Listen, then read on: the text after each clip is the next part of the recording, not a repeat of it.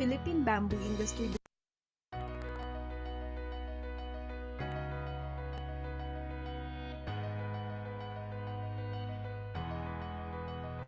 Philippine Bamboo Industry Development Council aims to converge different government agencies and the private sector for the development of the bamboo industry.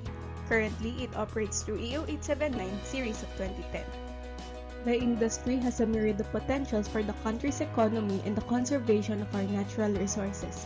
Thus, the PPIDC does its part to promote the use of bamboo, which contributes to climate change mitigation and sustainable development, encourage value-added production, and assist the LGUs promote environment protection and develop livelihood in the countryside.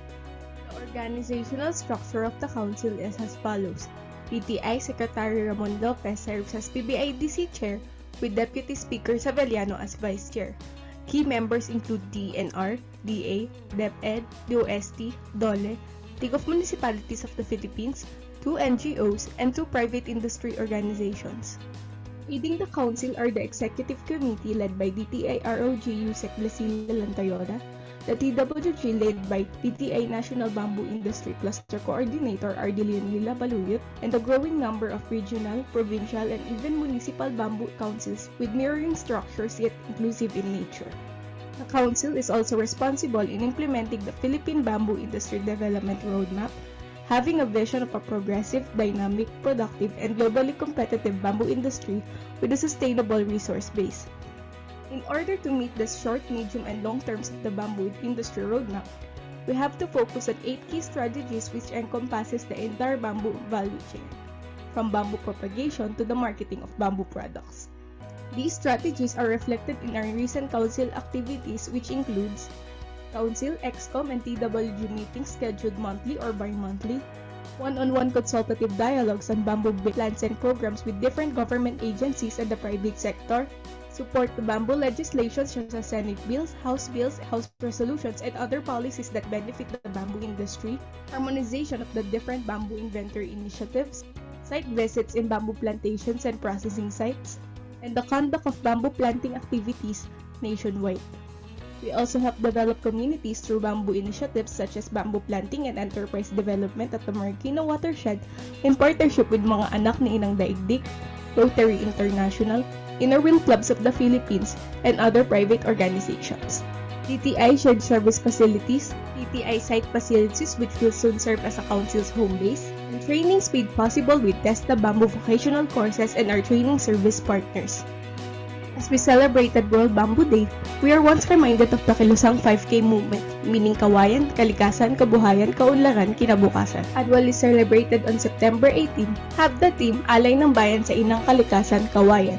This year, we held the kick-off event at the Sitio Carigo Bamboo Nursery, participated by DTI Rizal, DA Undersecretary Lavinia, Deputy Speaker Saveliano, Rotary International Governor Ayento, Sakafa Farmers Association, and the Rodriguez LGU, leading the nationwide bamboo planting events, training workshops, consultative meetings, trade fairs, and expos done by the different regional bamboo councils. We also conducted a series of regional bamboo summits which converged into the Philippine Bamboo Summit and the recently conducted Bamboo Summit for the mining industry. This year, we are currently conducting a discussion series called Usapang in partnership with the Kilusang 5K Foundation, which discusses existing and priority issues at hand in our local bamboo industry and identify solutions on these issues. Moving forward, we plan to recalibrate where we are in the industry through the update of the Bamboo Roadmap and the Zoom Strategic Workshop. We have still many activities lined up this year, up to the beyond the celebration of World Bamboo Day, including more partnerships with the government and private sector and a review on policies related to bamboo.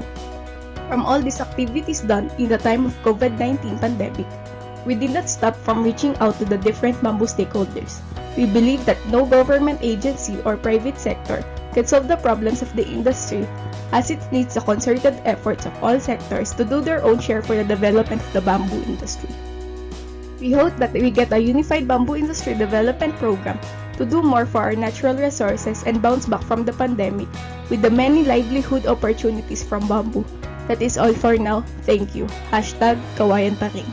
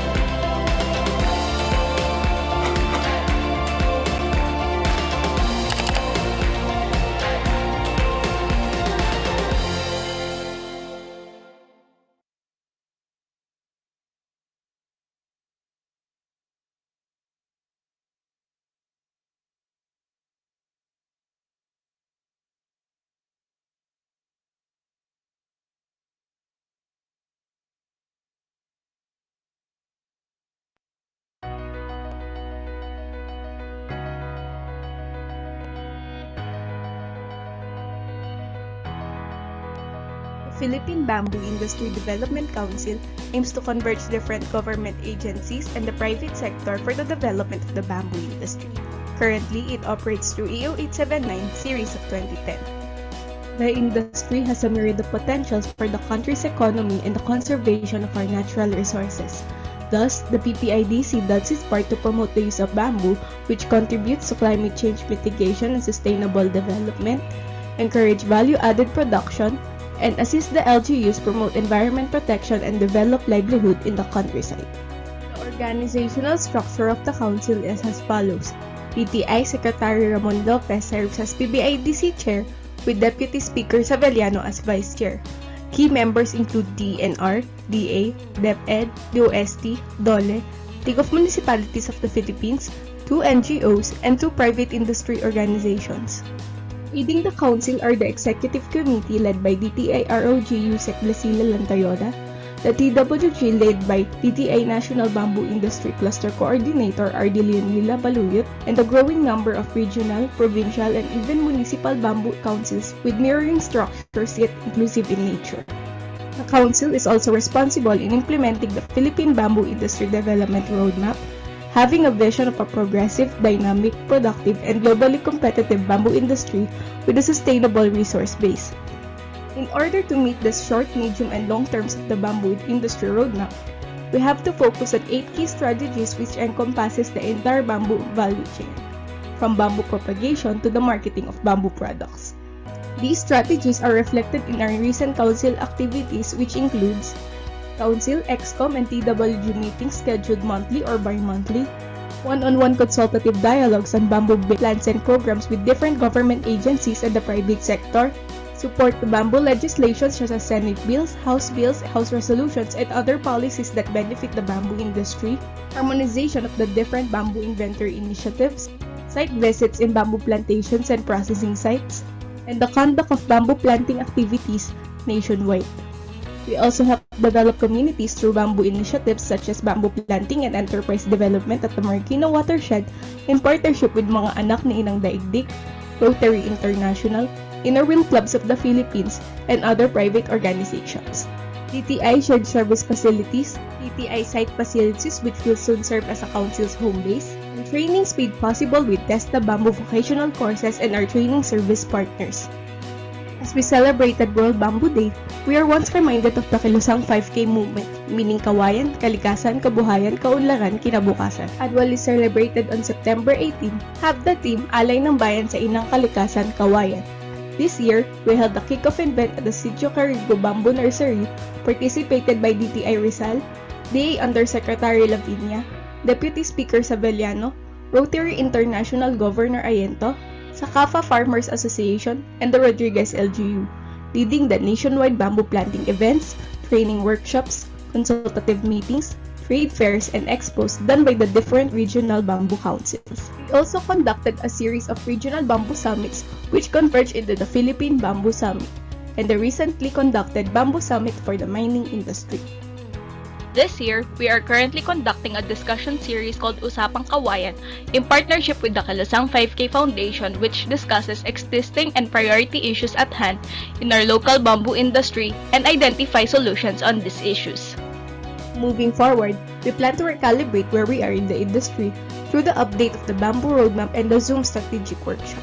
We have still many activities lined up this year, up to the beyond the celebration of World Bamboo Day, including more partnerships with the government and private sector and a review on policies related to bamboo. From all these activities done in the time of COVID-19 pandemic, we did not stop from reaching out to the different bamboo stakeholders. We believe that no government agency or private sector can solve the problems of the industry, as it needs the concerted efforts of all sectors to do their own share for the development of the bamboo industry. We hope that we get a unified bamboo industry development program to do more for our natural resources and bounce back from the pandemic with the many livelihood opportunities from bamboo. That is all for now. Thank you. #Kawayan Taking.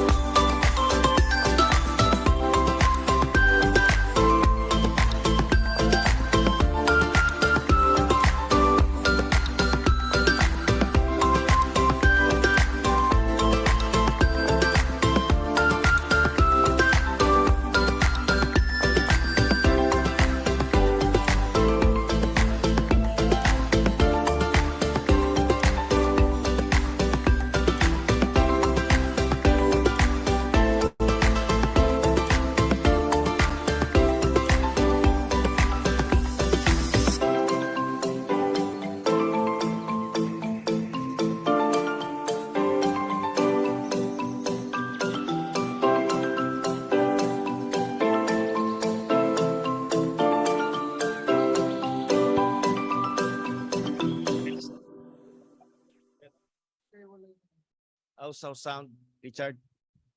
Richard? Okay.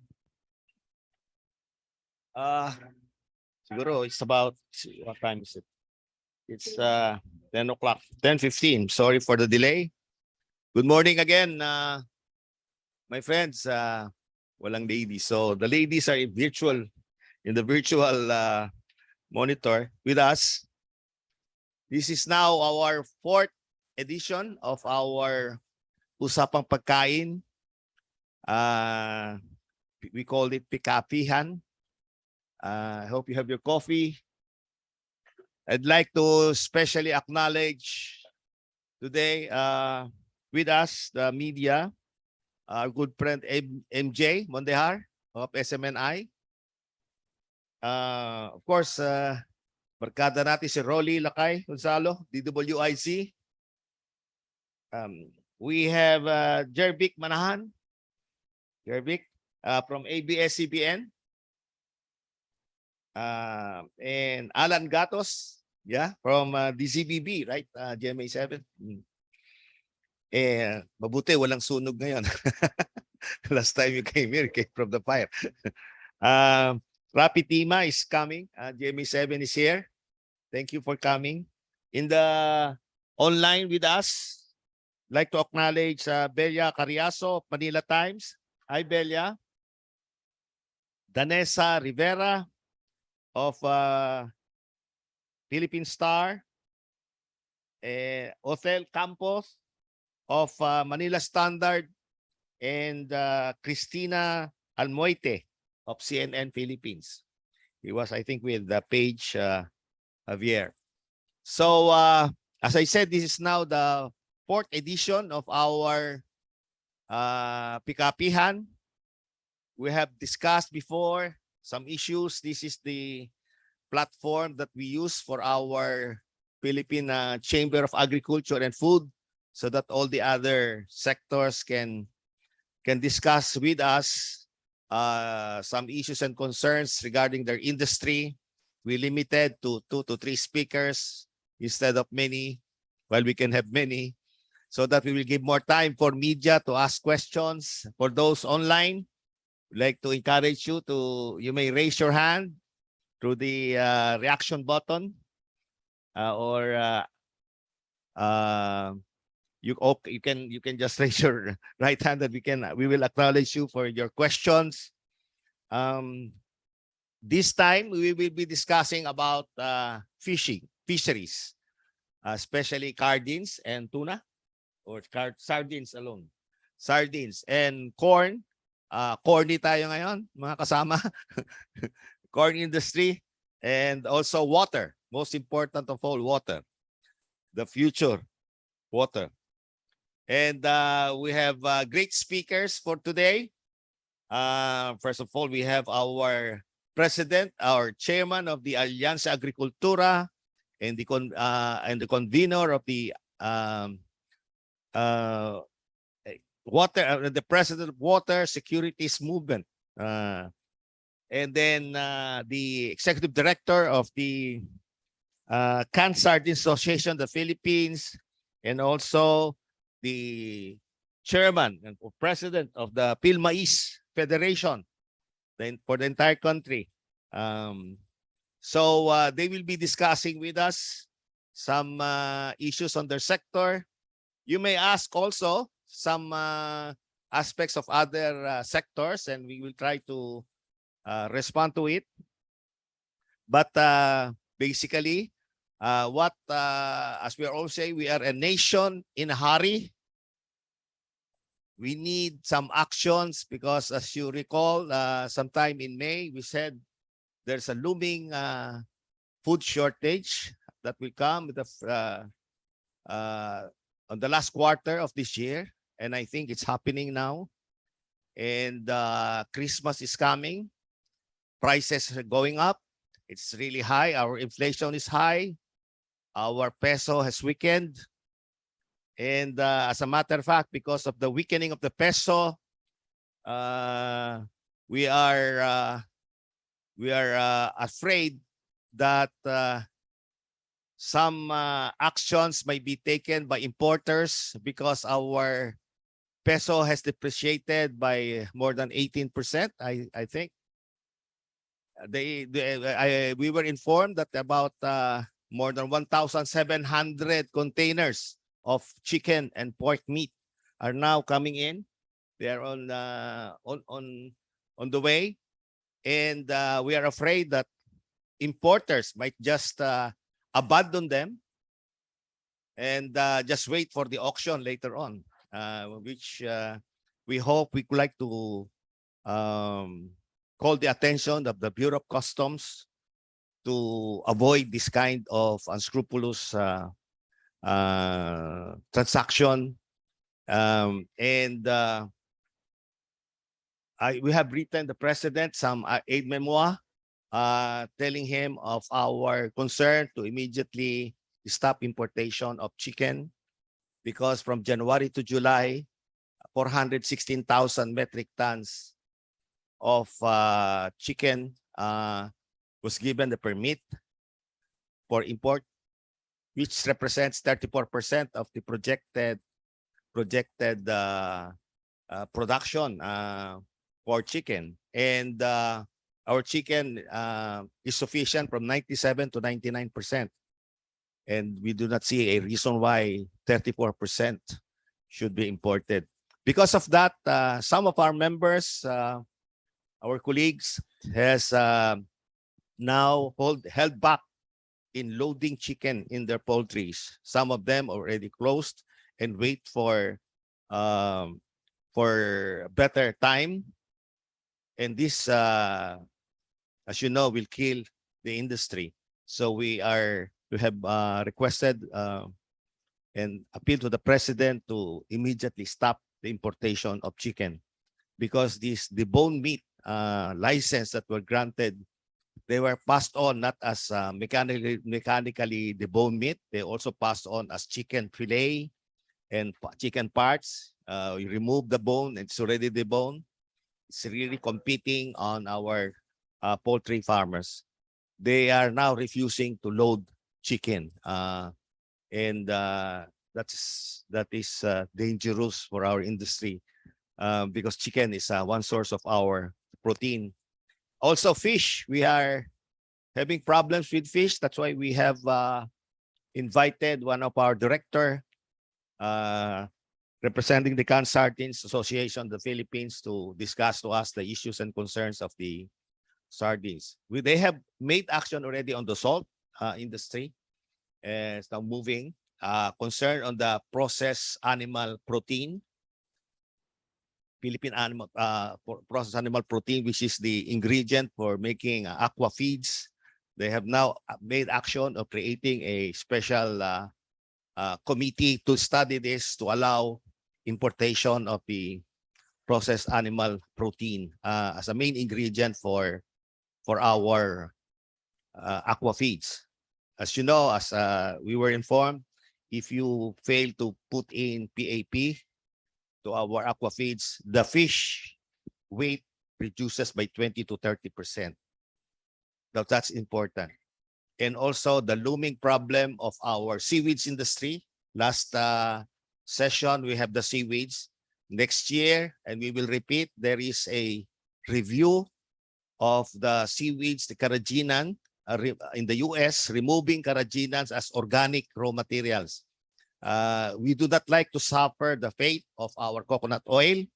When the coconut oil was from a lobby from the US, dubbed as dangerous to the health, and we lost the export of coconut oil, and it might happen to our seaweeds. We are 52% of the market in US is coming from us, and Europe about 18%, and 72% of our seaweeds is processed and produced in ARMM and the Zamboanga Peninsula, the poorest of the poor of our fellow Filipinos. And if we lose that export market in the US, if we will not protect our seaweeds and defend it from lobby to be boxed out from the US market, we might, our friends from the IRMM will lose their livelihood. And you know the implication of that. They are in the 45% poverty index, while the average is 18%. The poorest of the poor is in ARMM. And that's the main livelihood, seaweeds. We have also appealed to the president to take immediate action regarding that matter. Okay, I will not take much long. We can answer questions later. If you have questions on other sectors, we will be willing to respond to it. Let's begin our discussion. And our first presenter is the president of the Alianza Agricultura and chairman of our water security advocacy. No other than our director, Mr. Ernesto Ordonez. Ernie? Mayang butag. Good morning. Buenos dias for the Sambuangueños. Unang-una, 1/3 of my life was in government as undersecretary and secretary. And I'm telling you, you know what moves us in government? It's media. I was inside there. You know, they complain.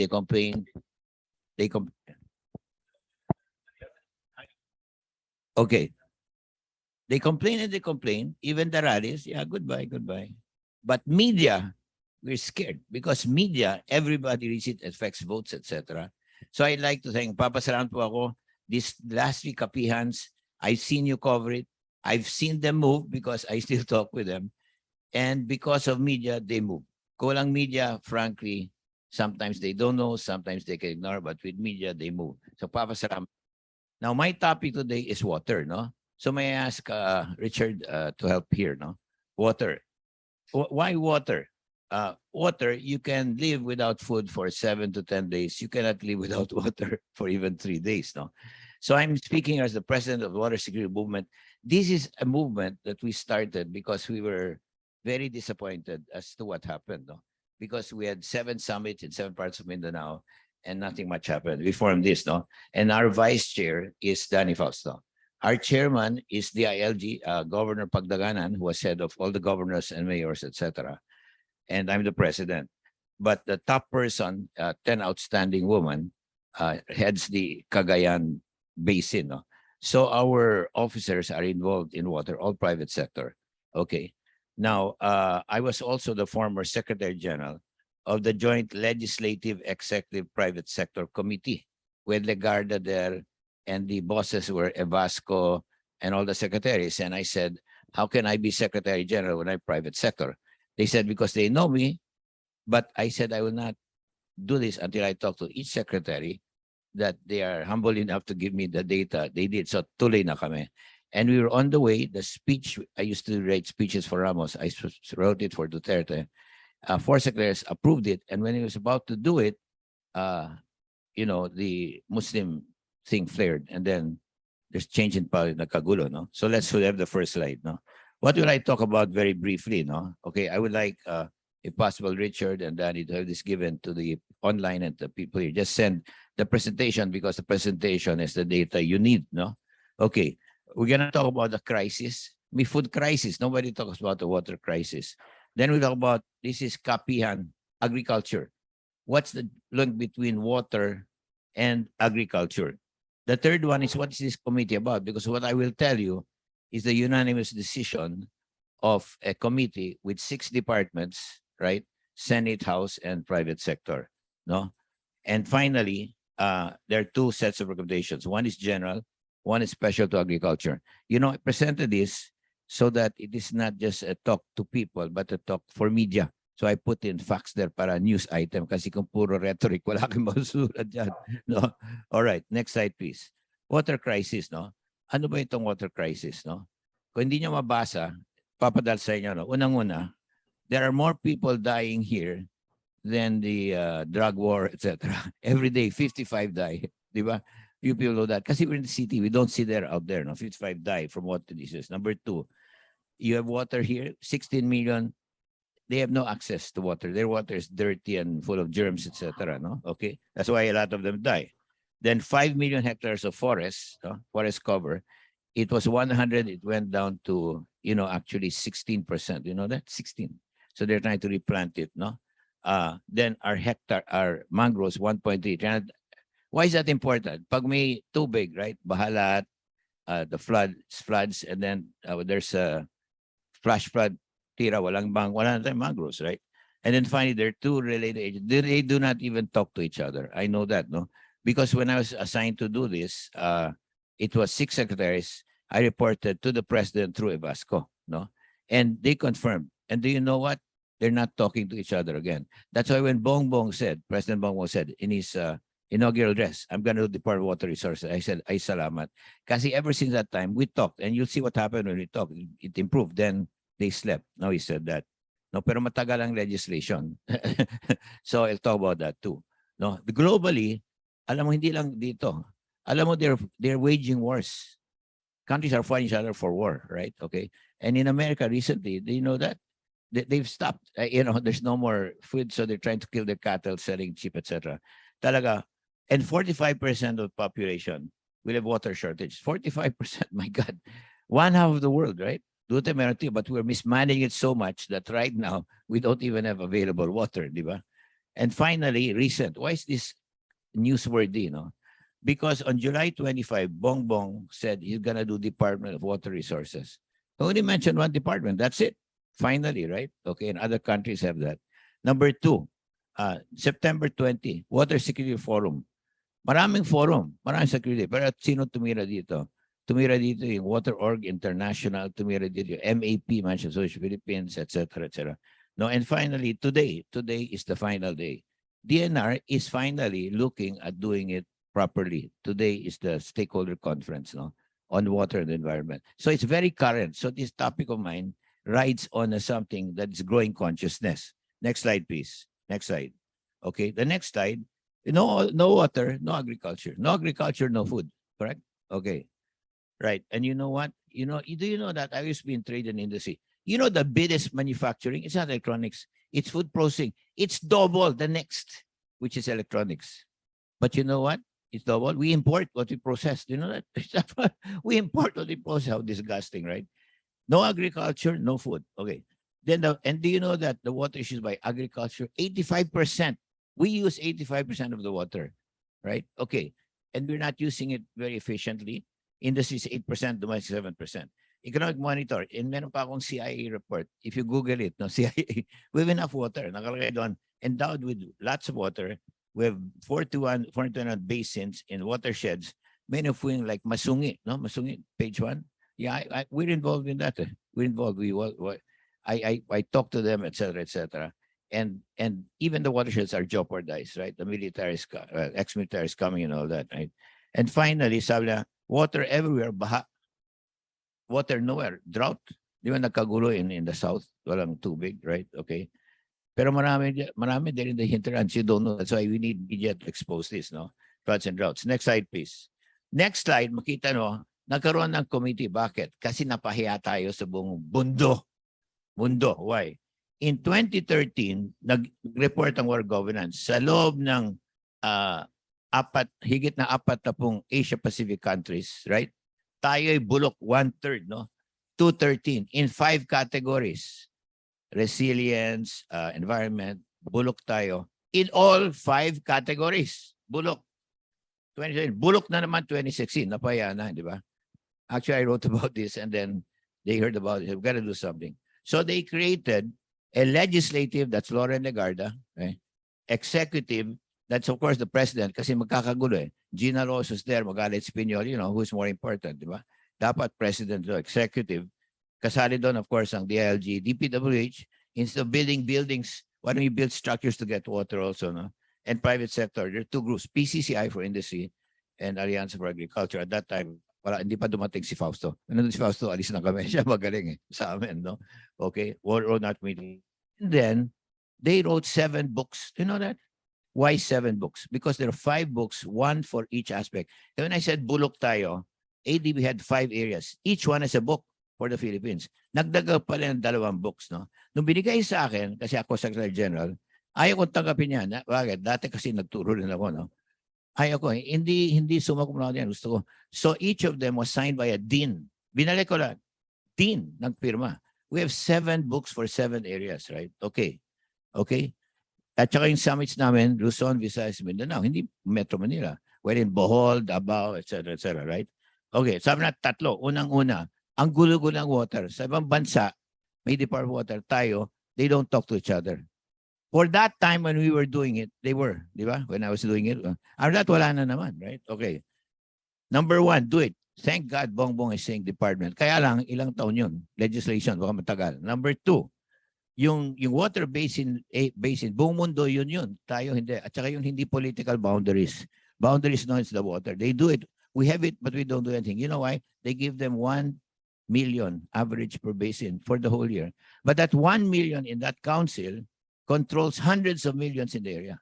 In other countries, they really make kulit and they get it. Dito, wala nangyari, right? So in fact, that's why the outstanding woman was talking about it. And the third one, ang India po, yung tubig, hindi kinukuha nila, no? 60%, tayo, 4%. Di ba? Kaya when they say 45% we have no water, baka tayo, because we get it, we just throw it away, right? Okay? Okay. And then, kasi it's corruption eh. You know, I mean, the trees are taken out, mangroves are taken out and all that. Now, ang ADB natin, so naggalaw kami. Ordonez, baka walang kwenta kayo. Itong ADB, hindi pwede mong ilagay yan para tumaas yung rating, di ba? Hindi ka pwede magsip-sip sa professor with cakes. Pangit, 1 in 2013. Pangit, 2 in 2016. Nung tumira kami, capable. Yan, okay na. Hindi okay yan eh. Dapat 5, hindi pwede 3, right? Nung pinigil ko yan, tapos na trabaho ko, hindi, gusto ko tuloy. Hindi pwede kasi meron ng executive order. Alis dyan, alis dyan. And yung executive order, hindi na napirma. Hindi, sabi sa akin, may law. Hindi ginawa, right? So, nagwala na naman tayo. I called yesterday, no? Sabi, what is it? Ernie, it's worse. You know, if you talk, it's okay. You don't talk, na wala na. Next slide, please. Next slide. Next slide. Okay, sa next slide ko, no? Ano gawin natin? Ito yung sinabi nila. 5 years ago, sinabi yon, hindi pa ginagawa.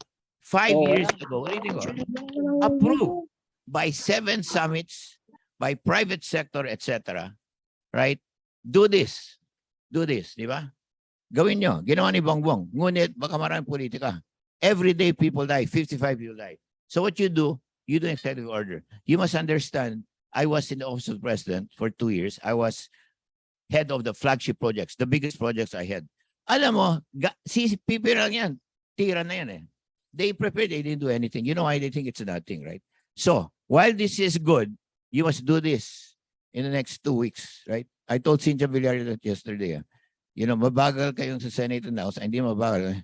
We need that. Number 2, yung 4%, nakakahiya kayo, right? Why don't you catch it? Nakita namin, binigay ko sa'yo, nagsulat ako, isa, napakamura. For every peso in irrigation, you get 15%. This one, 150%. This one, you just dig it like that. Di ba? 800,000, you have 55 hectares, right? And the ROI is 180%. The other one's 15%, right? Okay. So, get budget. Puro build, puro roads. Small impounding projects, ang lakas ng ROI niya. Kasi, pero mabilis, walang lagay. Di ba? Kasi malaki, may lagay, matagal, etc. Ito, walang lagay, konti lang. Di ba? Pero ang laki ng ROI. At saka kailangan mahirap yan, no? And of course, dams. They call it sabo dams in Japan. At pinaka-importante, if there is one thing I want media to get, one and only one, it is this. I want you to work for what the world does, which we do not do. It is use this River Basin Management Council. That's the key. Because while it's good to talk, we're not talking national. We must do it where the action is. That's 18. Okay? And what do we have? The 1 million pesos, it's a joke. It's a joke. How can 10 million do it? Because if you have 10 million, may witnesses ako. Then they can make kulit. Ang dami pera ng NIA, DA, etc. Coordinate yan, then it can use properly. Just as there is no organization at the top. This is more even important at the bottom. The world does it. Let's do that. And number 2, no? Once you do that, you can get the budgets of the other agencies, million, para maayos. And the last one specific to agriculture, last slide na ito. The last time specific to agriculture. But pinaka-importante ito, no? If you're gonna say something, this one. Abang ilan taon tinitira ko yan. When I went there, I asked for a bigger budget for board. They got it. Ito, they say no need. But that's the most important. Parang they don't look at what the world does. The last slide po. Last slide. The last slide po is specific to agriculture. Itong councils, more than 1 million. Once you do that, may committee ka to do agriculture, right? Okay? Para maayos. Doon, no? Number 2, yung irrigation water, Alam mo, nawas tayo ng tubig natin. Alam mo yung groundwater, nawawala na, di ba? You know what? Free irrigation water. I mean, Mr. Duterte, thank you. But, okay, you can do it. But you must not let it happen. You know why? When you give the water free, they just waste it. But if you measure it, you don't have to, you measure it, and those who use it properly, no, will be given incentives. Alam mo, West Tayan, we are running out of water ground, and you're making it free. That's frankly, you know, with due respect, you can get it free, but you must not let this continue. They're wasting it. You must have a measure para those who use it properly get some incentives. No? And the third one, ROI natin, ito, alam ko to kasi gobyerno ko, di ba? Alam mo yung malaking project, maraming lagay. Ang tagal-tagal. At saka ROI niyan, okay naman, 15%.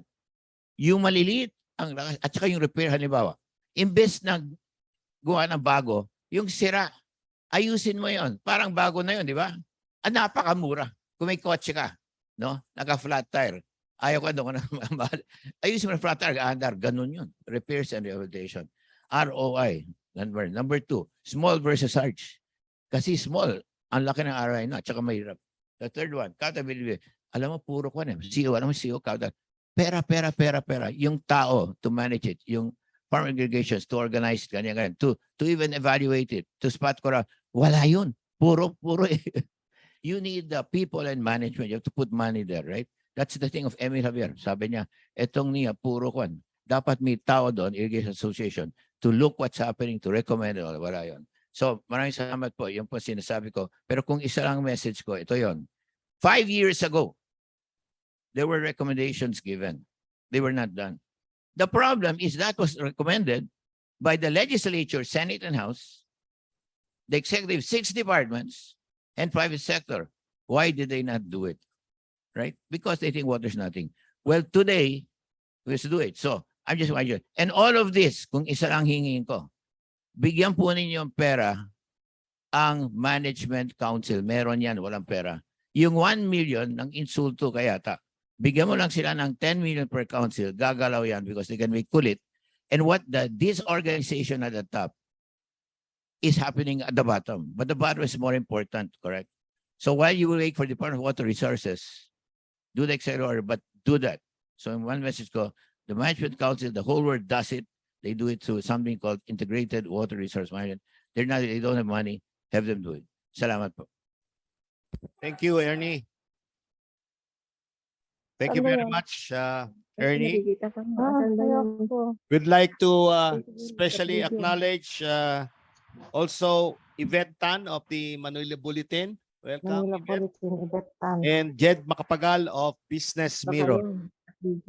And also, we'd like to acknowledge our perennial host of this Usapang Pagkain, former Senior Deputy Speaker, Congressman D.B. Sabellano, who owns Victorino's home base.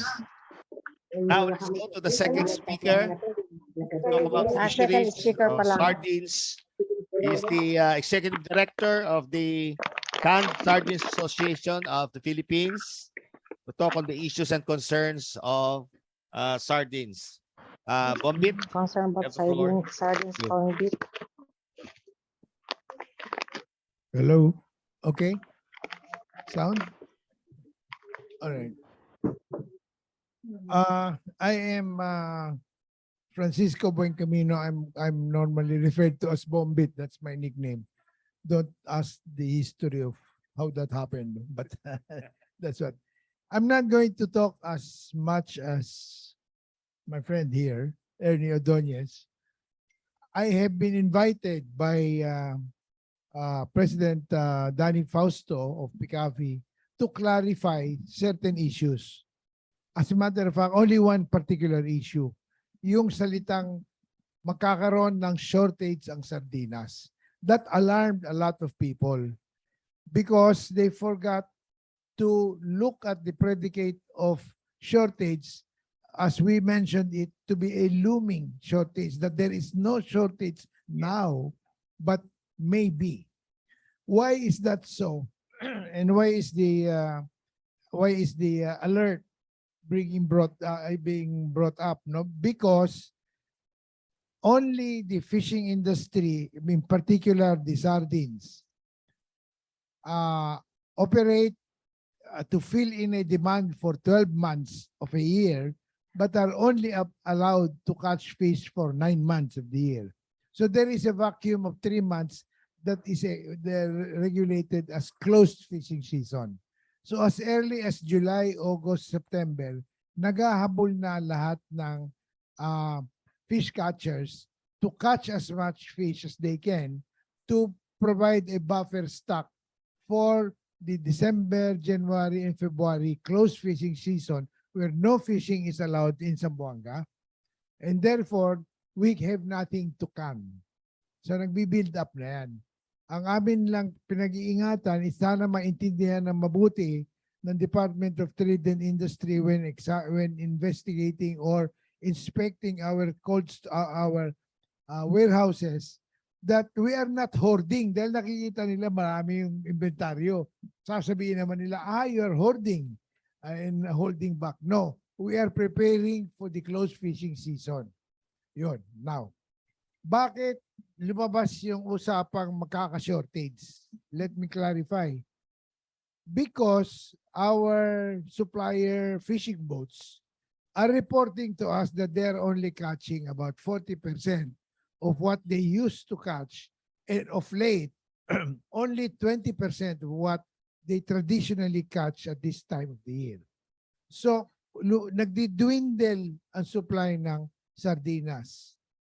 And therefore, we issued an alert na baka magka-shortage pagdating ng Disyembre, which is the peak season of most food commodities demand, no? And na-pick up naman ng ninyo and many other groups that we are declaring that there is a shortage. So, yung fishing group ng mga municipal fishermen, Pamalakaya and other associations are saying, that's not true. We have a lot of fish here in the municipal waters. That's another issue. I will explain that in a while. There is a delineation of the fishing zone for municipal fishermen and a fishing zone for commercial fishing. 0 to 15 kilometers from shoreline is considered as municipal waters. And 15 kilometers upwards of that or farther away from shoreline becomes commercial waters. Okay? Ang isda na tamban, which is sardines, is a highly migratory species. They chase for food. They will go where the food is. And ang plankton is drifting towards the shoreline. So saan pupunta ang isda? Kung saan yung kanilang pagkain. And that is towards the shoreline. Pag lumagpas sila dun sa 15 kilometers, municipal waters na yan. This allowed a commercial fishing to fish in municipal waters. That is the rule. That's the regulation. Except if the LGU agrees that they can go as near as 10.1 kilometers from shoreline. Okay?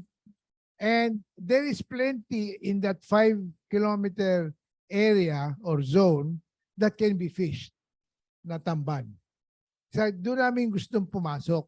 However, the commercial fishing cannot enter unless allowed or issued an ordinance allowing commercial vessels to come in up to the 10.1 delineation. Yun ang limitation under the law, under the Fisheries Act. Okay.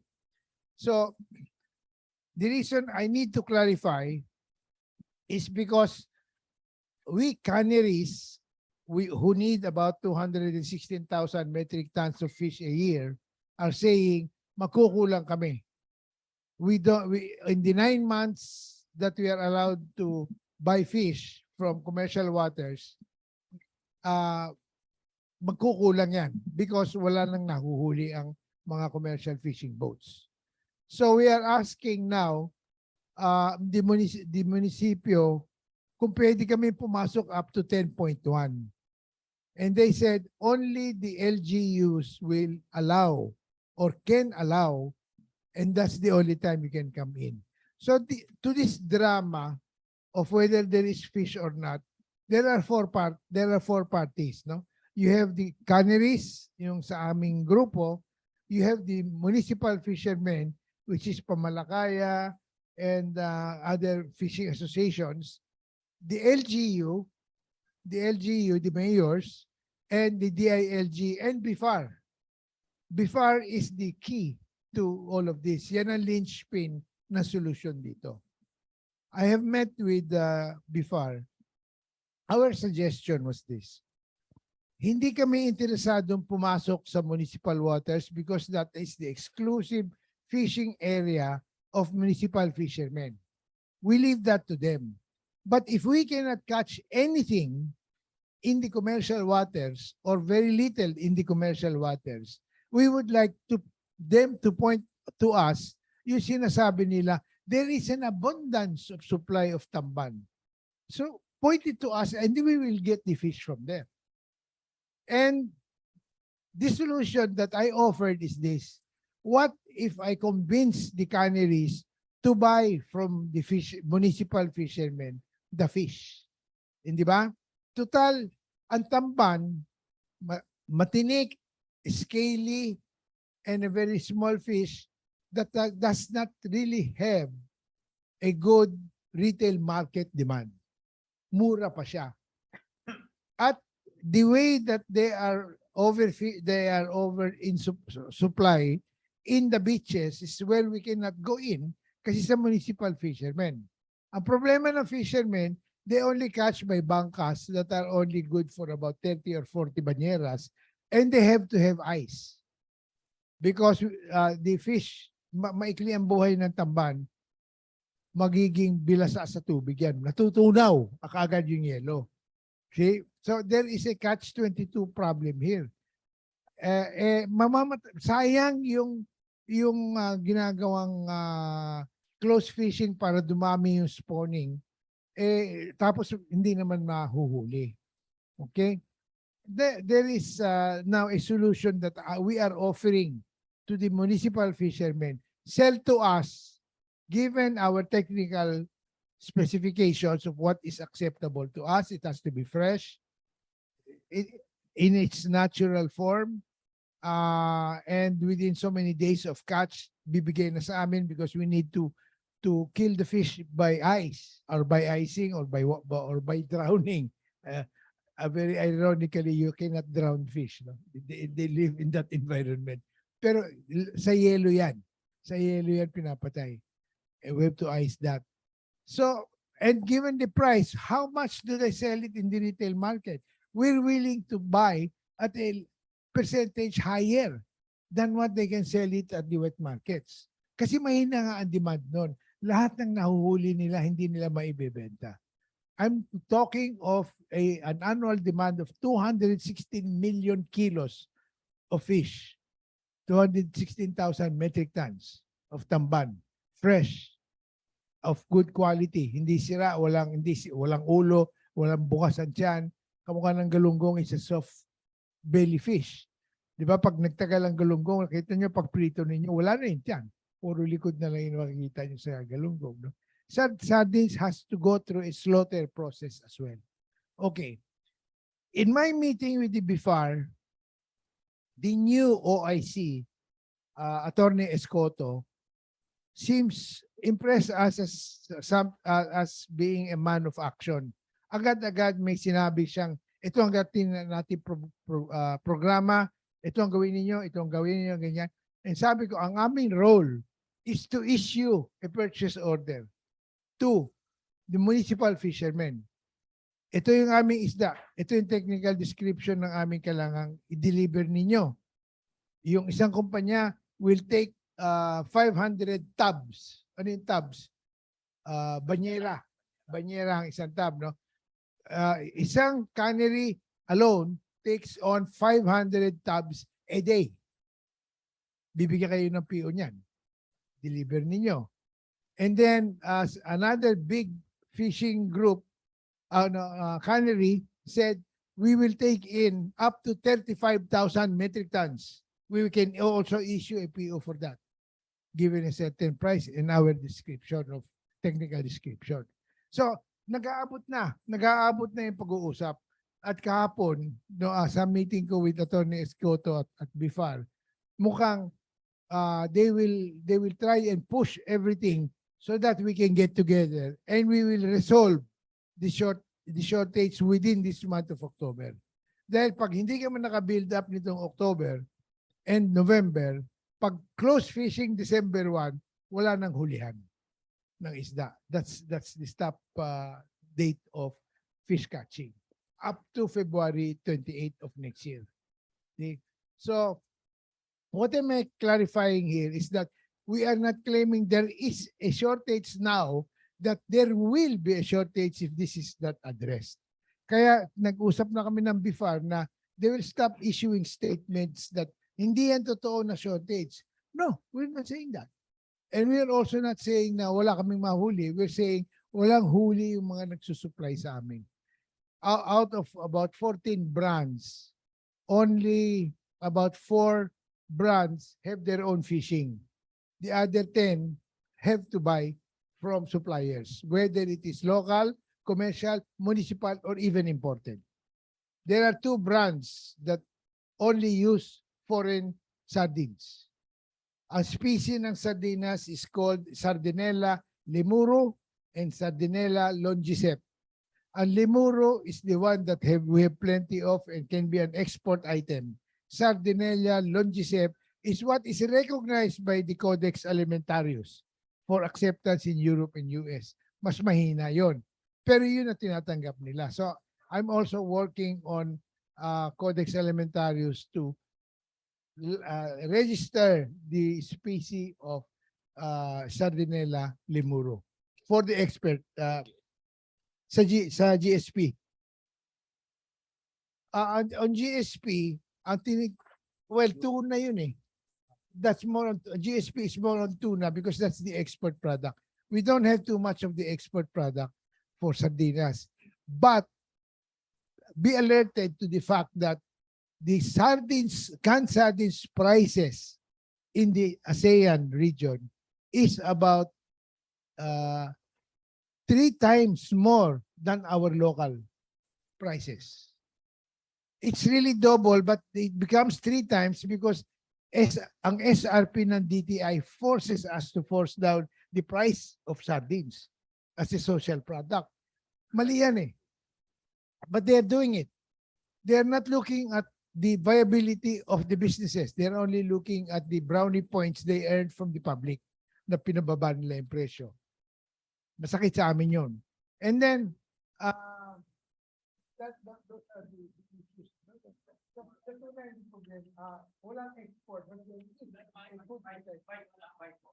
Matay ba? Baka walang baterya. May shortage. Better? Okay.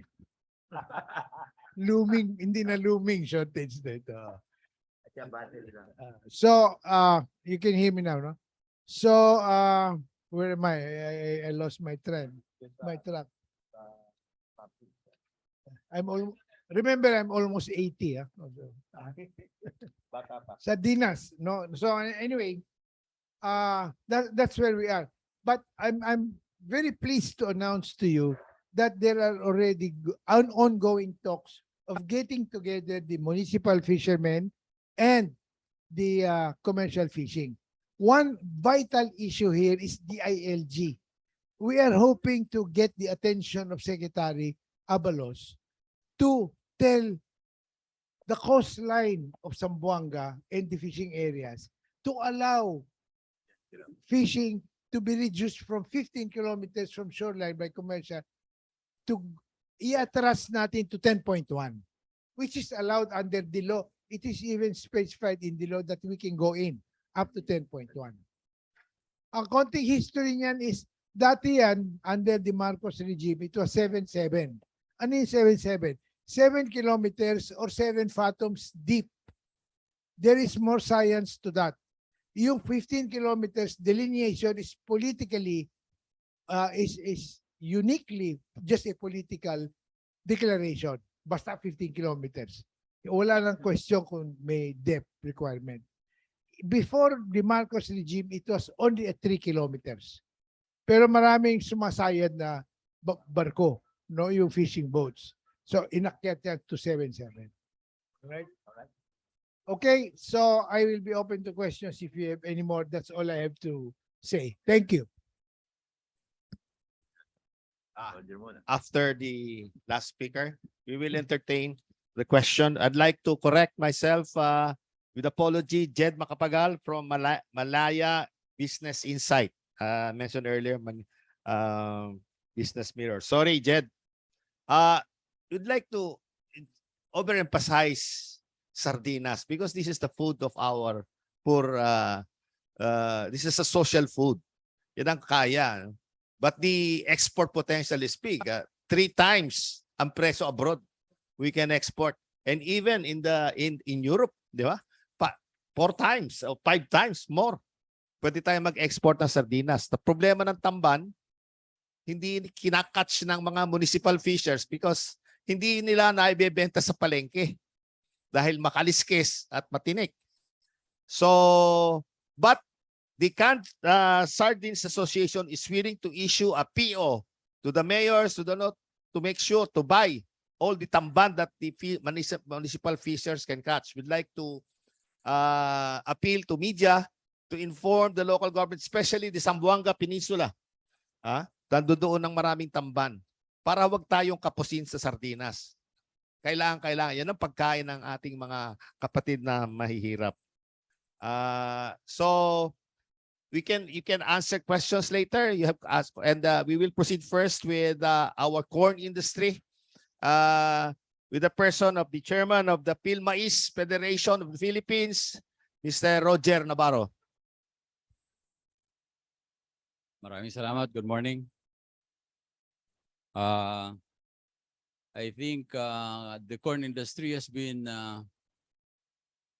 castigated for so many years of neglect. Long time ago, we have an agency called RCA, the Rice and Corn Administration. After that, it was converted into National Grains Authority. And then after that, it was converted to the National Food Authority, where corn was still part of it. But in the advent of RTL, the Rice Tariffication Law, NFA has become rice-centric. In other words, the corn industry was rendered orphan. So nagiging ulila po kami. No? Noong araw po, under the Republic Act 7607, mayroon tayong tinatawag na price support. This Republic Act for the small farmers guaranteed price support for 2 commodities, rice and corn. Because if you're going to take a look on the total area planted all over the country, it is only composed of at least 2 or 3. Rice, corn, and probably coconut. No? But unfortunately, naging ulila kami, kaya nga ngayon, nandito pa rin kami umiiyak kasi ang ating bansa ay medyo addicted nga sa importation at ngayon, mayroong threat na yung corn tariffs will be reduced to 5% or 0, no? Alam naman natin na ang ating production ay pwede naman talagang mag-supply sa ating local demand. It used to be, there was a crisis in 1990s that there were no importation of corn. All the livestock sector and the industrial sector were only relying on the corn production local. No? So in other words, somehow what we fear, ang ginagawa lang nila, nag-i-import sila ng certain percentage para pagdating ng ani po, babagsak yung presyo ng mais, siyempre po, bibili nila sa bagsak na presyo. But to be fair also, sa kanila, hindi rin namin magarantiyahan yung quality nila during the wheat season crop. We must all remember that there are 2 season croppings, no? the wheat season crop and the dry season crop. The wheat season crop comes in during the month of August, September, and October. No? So ito yung kasagsagan ng ani ng mais. No? Itong mga buwan na ito, alam naman natin na ito ay tinatawag natin na rainy days. So ang ginagawa ng mga farmers nito, nag-harvest sila, nagda-dry sila, nagtatanim sila ulit for the dry season crop. And 65% of the total volume of corn is harvested during the wheat season crop. Wala tayong post-harvest facility and storage. So siyempre, nagko-cross over yung 65% volume mo supply to the dry season crop. Kasi itong 65% will supply the market 7 months. The dry season crop will supply the market the balance of 5 months to total to 12 months in a year. So mayroong crossover, mayroon siyang tinatawag na carry-over volume supply. Ang problema lang quality. So kailangan natin hanggang ngayon, ito pa rin ang cry ng ating mga magmamais, mga korne na nga kami. Ang sinasabi namin, kailangan natin ng infrastruktura, ng dryer, no, ng storage facility. Kung nagbi-build tayo ng mga skyway, bakit hindi natin pwedeng i-build ang ating mga post-harvest facility doon sa mga area ng corn producing, no? Kasi kung ma-build natin ito, magagarantiyahan natin yung quality ng mais na kailangan ng ating mga livestock sector. Alam naman natin kung hindi maganda ang mais, hindi rin maganda ang grow ng ating livestock sector. Bunsot yung kanilang mga manok, bunsot yung kanilang mga baboy, hindi maganda yung itlog, hindi maganda ang yelo ng itlog. Ibig sabihin, kasi ito po ay tinatawag sa ibang bansa, origination po.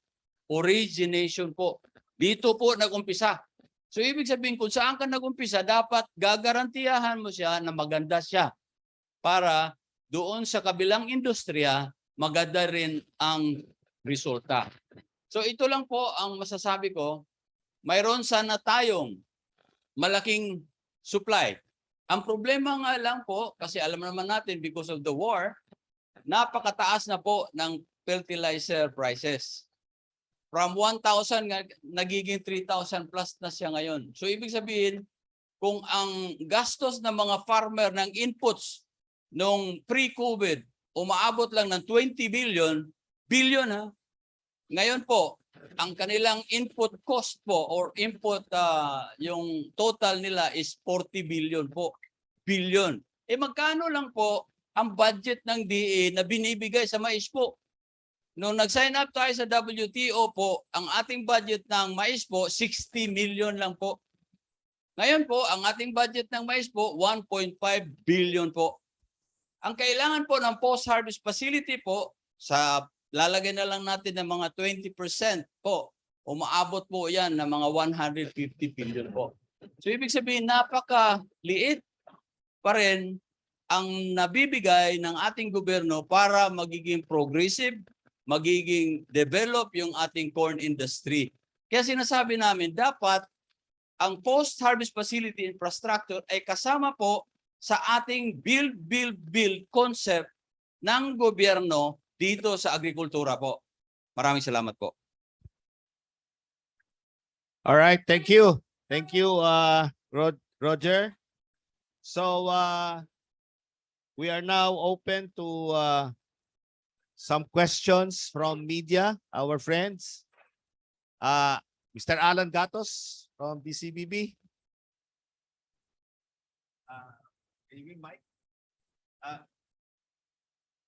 Mic. Alan.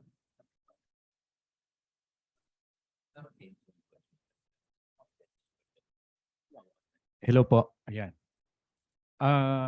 Yung first question ko po kay Sir Ben Camino at pagkatapos kay yung sunod na question ko po kay Sir Navarro. Yung binabanggit nyo ho kanina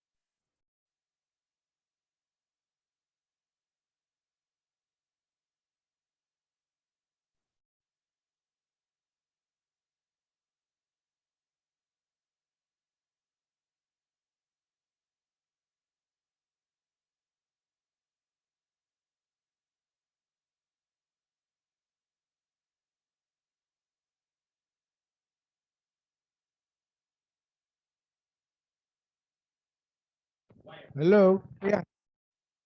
Ang sinasabi ko kanina, BIFAR has taken a very proactive stance by saying that they will convey to the municipal fishermen through their mayors na willing kaming bumili from them. Kasi dati hindi sila nakakabenta sa commercial fishing ng canneries, no?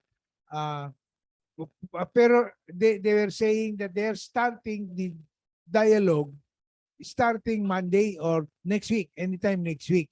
Ako naman, I'm supposed to supply to them a technical sheet of the specifications of the sardines that they should deliver to us. Okay? So, ang sinasabi ko, hindi sa napigilan, baka mapigil, yung ano, we will, I think we will be able to address the looming shortage by solving it between October to November na nakakapamili na kami ng local fish from the municipal waters. That means we will supply up our stock. Most of our canneries still have about 3.5 months of supply. So that covers already the December. Yung January, February ang magiging problema. Okay? Thank you for your question.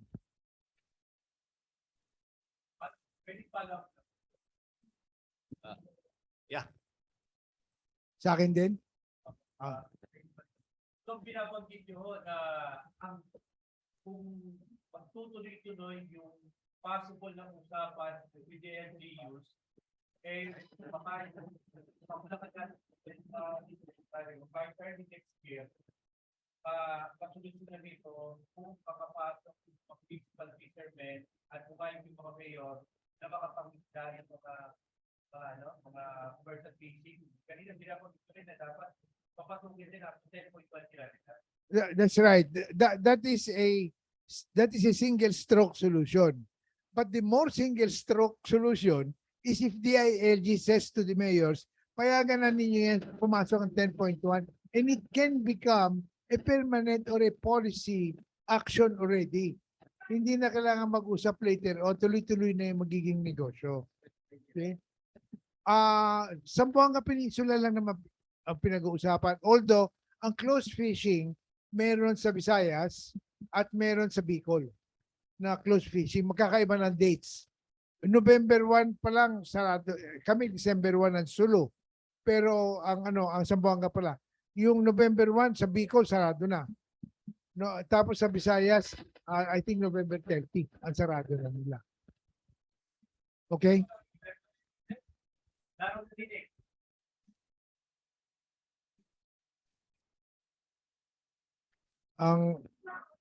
What about this one? Are we okay here? Ulitin. Ang question mo, sinasagot ko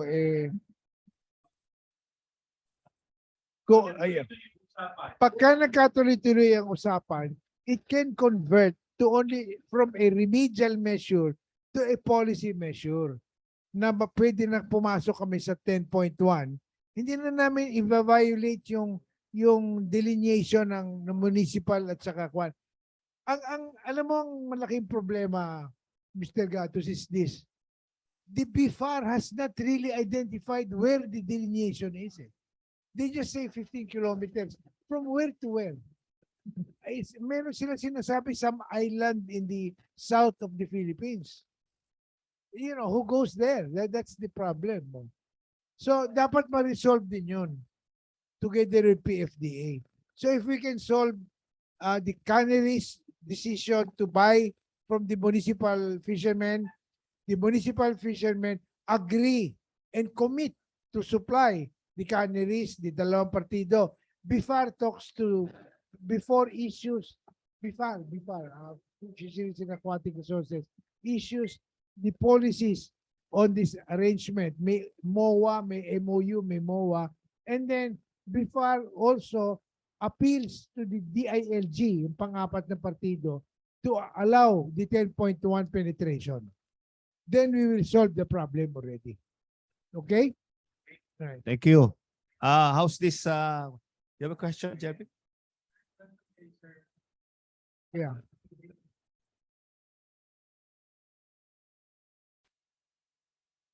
Uh, you know, the reason I don't want to preempt the actions of the DTI on this matter. Their interest is to invoke an SRP that is low. And some of our sardine manufacturers are removing the production of the stocks of SRP products because malaki masyadong lugi. We have been suffering because of the freezing of the prices since 2019. Magti 3 years na ngayon. Nakaipit. In-adjust nila yan sometime in July. Pero maliit lang, no? Pero marami nang na-exclude na SRP. Tapos nireklamo nila that there are products that used to be under SRP are not even found in the supermarkets. And what we have tried to explain is because the supermarket charges are inflexible. Meron silang shelf SKU listing fees at pati cost ng merchandisers nila sa mga suppliers. So mabigat mag-deal. We are selling sometimes in the talipapa, in the sari-sari stores, which do not have this. So yung monitor naman ng DTI, yung mga monitoring agents nila that move around, only visit supermarkets. So it's not representative of the obtaining and prevailing prices. Okay? So your question, tataas ba ang presyo? What do you think a businessman will do if the costs all around him have increased by about 18%? Di ba? So we may be forced to do that or get out of the business. Those are the only options that are available. Or reduce our business. Sa ano na lang ang tama ng pandemic was painful. Shoulder to shoulder ang trabaho ng cannery. Tabi-tabi. Nagkaroon ng pandemic, ginawa social distancing. Itinulak yung kanan niya, kaliwa niya, naghiwalay na. Naging 50% na lang ang kapasidad. Immediately, in a single stroke move. Okay? So, will there be? We hope so if DTI will, if Secretary Pascual will understand the plight that we are trying to explain to him. Mr. President, pwede. Thank you. Mr. President, We'll first, si Pabs. Pops will press address the one that's raising the hand. From the, Mag-raise din ako ng hand. uh, Nakataas din yung kamay ko kanina pa. yeah, there's somebody ahead of you. Yes, okay. The girl, Hashim, sino yun? Pangalan? Can we acknowledge, please ask your question? Bella Cariaso? Acknowledge, please Bella, ask your Bella? question. Yes, sir. Good morning, sir. Yes, sir. Yes, sir. Can you hear me, sir? Yes, sir. Yes, sir. Good morning, sir. Yeah, we can hear you. Yes, for Sir Ben Camino. Sir, gaano kalaki yung sinasabi niyo na kailangan na na sinasabi niyo Tamban. yes, sir. December enough pa yung tamban. Yeah. So January, February kailangan yung makaipon. So gaano yung volume na kailangan niyo pa na maipon? We need, am I coming through? We need 72,000 metric tons to be caught before the closure of the fishing season on November 30. 72 million kilos of tamban. Yes, sir. Opo. And then, sir, yung sinasabi nyo na request nyo kay Secretary Abalos, yung ba ay applicable lang during fishing close season, sir? O ano na yon? Yearly na yon, sir? Hindi kami nag-a-appeal. We are asking the BIFAR to help us, a government-to-government arrangement between BIFAR request to the LPUs through DILG. Wait and is only for the close fishing season or will be a policy change will be up to Secretary Abalos, which he thinks will be most beneficial for the industry. We cannot Mm-mm. cannot si Secretary yan. Oo, sir. Oo. Sir, last na lang, yung sinasabi yun na possible na mag-resort kayo sa price increase, gaano kalaki itong pwedeng mangyari? 18%. Hindi. I did not suggest. What I'm saying is that inputs, because inputs are rising by about 18%.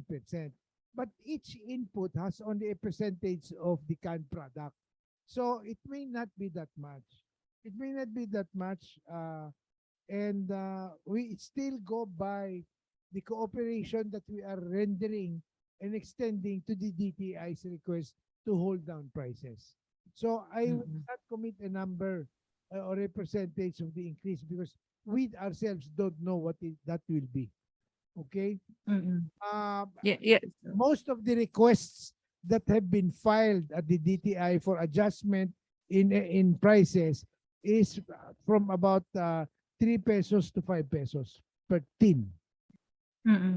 Yes, sir. Last na lang kay Sir Danny Fausto. Sir, yung sinasabi niyong memo niyo kay President Marcos and then sabi niyo nasa office na ni Yusek Panganiban. Ano na yung status ngayon ng ano niyo, recommendation niyo? He was instructed to do the appropriate action. We do not know. We are awaiting for including what is being discussed now as part of our request. So we will wait.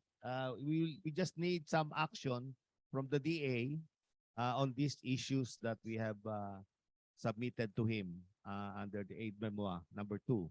So I guess you will be furnished that copy of that aid memo, and if not, we'll email you immediately.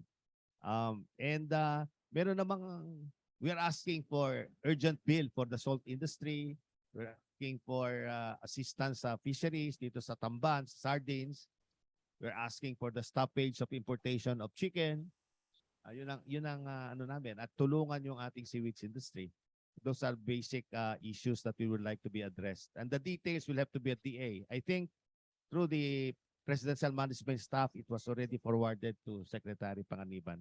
I got a copy of that letter. Belia? Okay? Okay, sir. Thank you, sir. We have another question here from Rafi. From ABS-CBN. GMA 7. Sorry, GMA 7.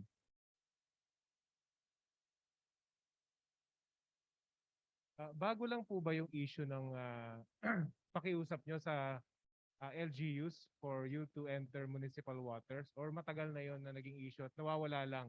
Depende sa catch nyo for the year. Matagal ng issue yan because the Fishing Act already allows a 10.1 penetration beyond the 15 kilometers, no? So, matagal na yan, but none of the mayors are acceding to the request for the protection of municipal fishermen. Hindi ko nasasabihin ano pang ibang rason, pero may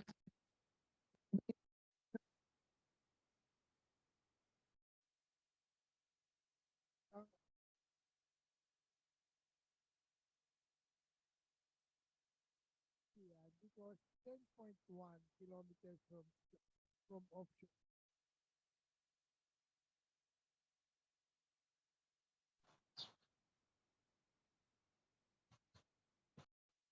By the local government finance, issuance of more ordinance allowing the commercial fishing to go to 10.1. So matagal na yung request na yan. Ayaw lang nilang ibigay for the protection of the municipal, various other reasons that we may not be aware of. Rafi, ang problema kasi yung mga bangka ng mga municipal fishers maliliit. Pag lumagpas ng 3 kilometro yan, dahil sa tumataob na yan. At saka konti lang yung pag lumayo-layo pa sila dahil sa maliit yung motor, hindi na makababalik. So yung 10.1, so between 3 kilometers to 10.1 kilometers, marami pa yun eh. At plus sila yelo. Oh, yun ang problema. Hindi, municipal fees. Two, the local government. Priority, dapat bigyan ng LGU ang rural production. They have to comply with the local government code sa autonomy. Bigyan nila ng atensyon kasi may pera sila eh. Bumaba na nga dyan ng Mandanas Garcia ruling. Andyan na sa additional money. Tulungan nila yung isda. Kundi kakapusin tayo ng pagkain. May kakulangan yung post-harvest, yung cold storage facility. Yan kailangan tulong ng mga yung may kaya yun ang problema. May input pa. Now, additionally, deficient imposed a review every 5 years since it was provided to promulgated. That has never happened up to now. So now we're asking that a review be done science-based. Huwag yung political based. Huwag lang basta 15 kilometers. Bigyan ng science. Gaano kalalim? 50 fathoms. Anong vessel? Merong hinihingi ang fishermen na provide to them bigger boats at about 3 tons. Pag 3 tons, they have those municipal fishermen that have 3 tons.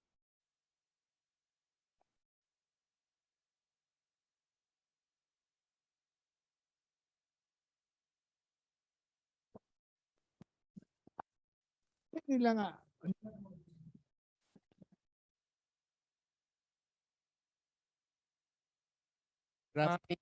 Yung dwindling catch po na binanggit ninyo, is it worse? Yung dwindling catch na binanggit nyo, Winding. is it worsening? Kasi meron na tayong close season, hindi Yeah. talaga nakaka-cope yung 3 months na nawala closing. yung isda. Nagpupunta nga sa shoreline eh.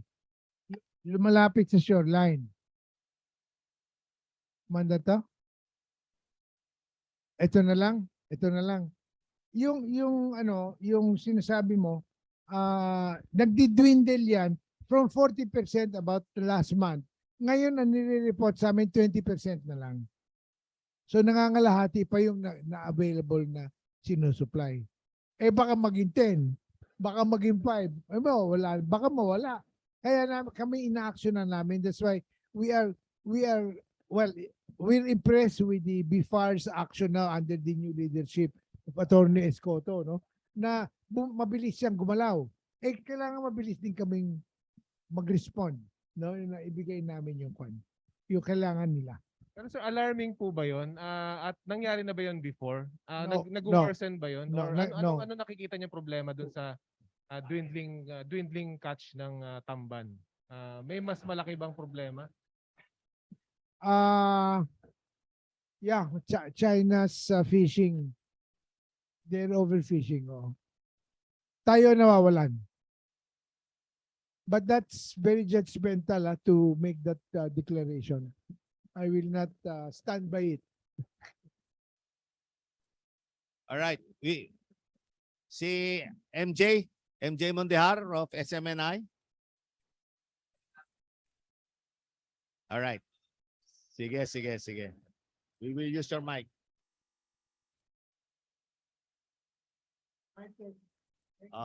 We'll have a 2-minute break para i-ayos yung mga technical.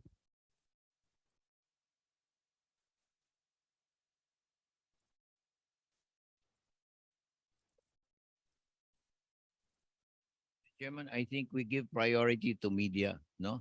Because sometimes our members are asking questions. It should be media first. After media, our people. Because if our people ask and you're deprived, this is really for the public, which is media. Our friends can ask us outside.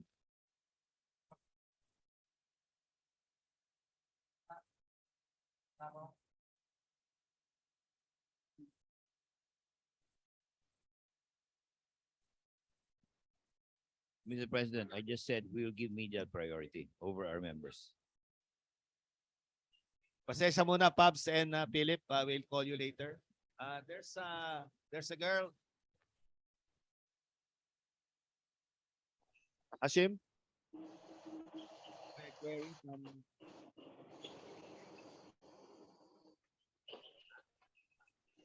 Danessa? Danessa, like to recognize, you have a question? Danessa? Hi, hello, good morning, sir. For Mr. Buen Camino po. Can you hear me, sir? Hello, sir. Naririnig niyo ako, sir. We hear you, we hear you.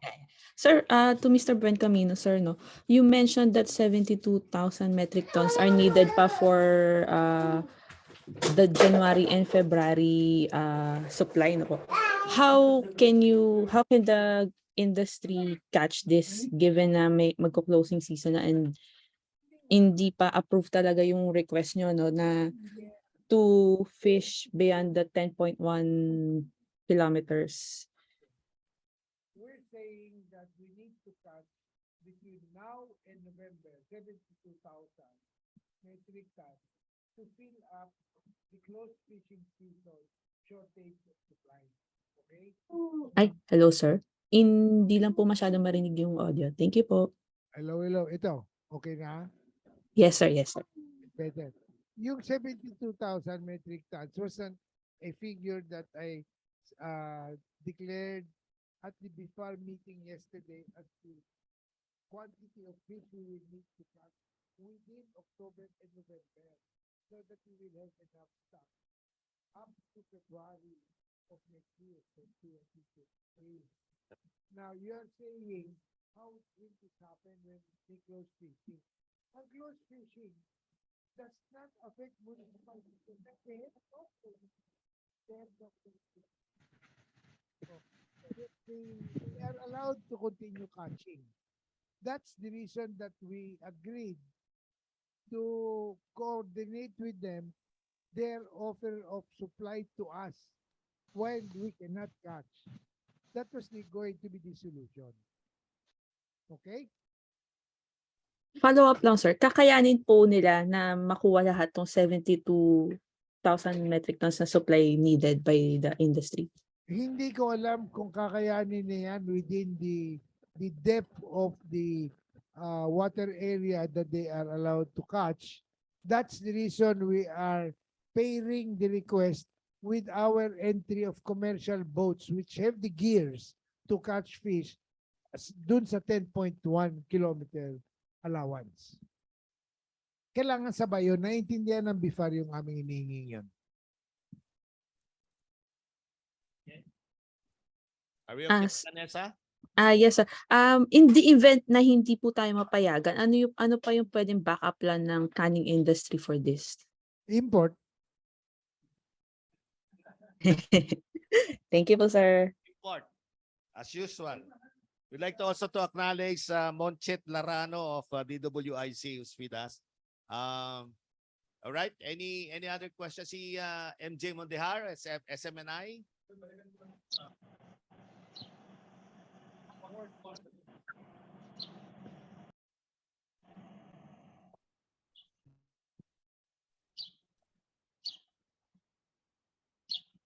Check. So Roger, doon sa 6.9% inflation rate, 26.2% pala yung ambag ng corn. Wala ba tayong kakayahan na mag-produce sa atin? Marami namang maisan sa Pilipinas. Sa kakayahan, marami. Ang problema lang kasi, ang planting intentions kailangan alagaan mo. Kalabanan kasi sa years before now, na tatamaan yung planting intentions ng ating mga farmers. Kasi hindi maganda ang palisiya na ginagawa ng ating gobyerno. So wala kasi siyang tulong doon sa ating local farmers, and yet palaging battering ram niya import. Pag mayroong kulang import, wala na talagang sinasabi na tulungan muna natin ito, gagawin natin ito, kasi may kulang ngayon, siguro pwede tayong mag-import. So marami kasing messaging sana ang mangyaring gagawin para hindi ma-destroy yung sinasabi nating planting intentions. no? I will give you an example. Itong sa sugar, bakit nagka-short ang sugar? Ikumpara mo yung sugar farmer at saka corn farmer. Ang corn farmer po ay mga maliliit na farmer po, no? Konti lang po yung commercial. Pero ang sugar farmer, lahat yan sila commercial farmer po. Bakit nawala yung production nila? Kasi po hindi maganda yung palisiya. So ang planting intentions nila natatamaan, walang nagtatanim. No? So ang isang problema pa nila, siyempre sinasabi na lang natin ito kasi pareho ito sa corn. Nung pagsabi ng Coca-Cola na babalik sila sa original taste nila ng Coca-Cola, ang sinasabi ng Coca-Cola in effect, ang gagamitin nila ay high fructose sugar. Ang raw material ng high fructose sugar po ay corn starch po. Ibig sabihin, galing sa mais po yon. Ang nangyari po, noong una, maganda pa ang presyo ng mais doon sa international market at saka sa local market, mura pa. Nung tumaas yung presyo ng mais sa international market at saka local market, wala na silang makukuha. Wala nang nagtatanim ng sugar kasi nga ang policy, mag-import na lang. Kaya nakikita natin yung problema.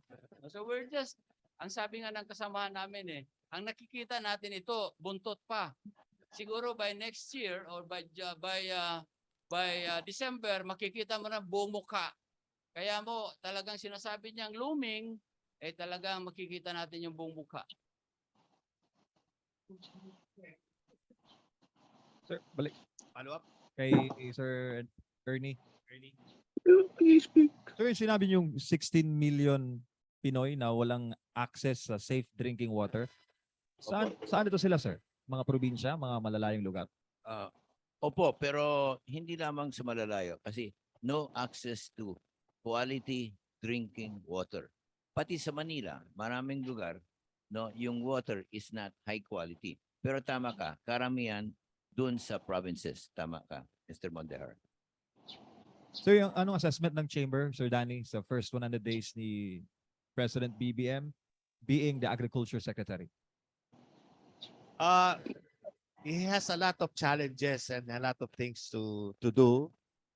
And we are rewarding him. We are trying to do what we can to support him and give him some suggestions because I know he's very busy because it's the entire country, not only agriculture.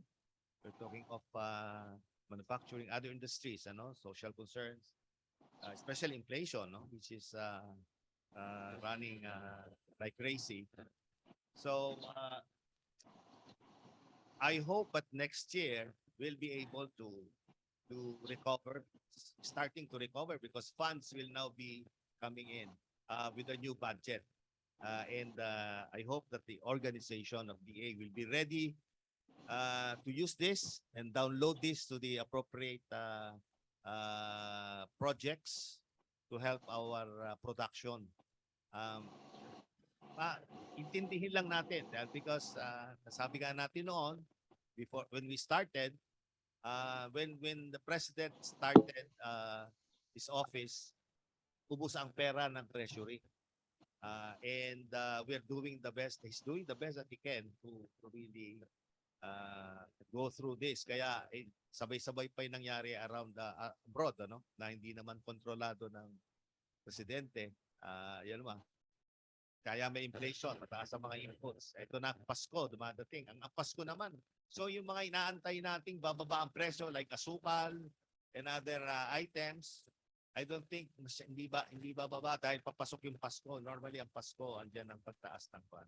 Ang kinukuha lang natin yung abangan natin yung pagkulang ng pagkain. Kamukha nito, sardinas, no? Basic yan. Baboy, manok, bigas. Tinamaan pa tayo ng karding. Hindi naman masyadong karding, pero kulang pa rin tayo sa bigas.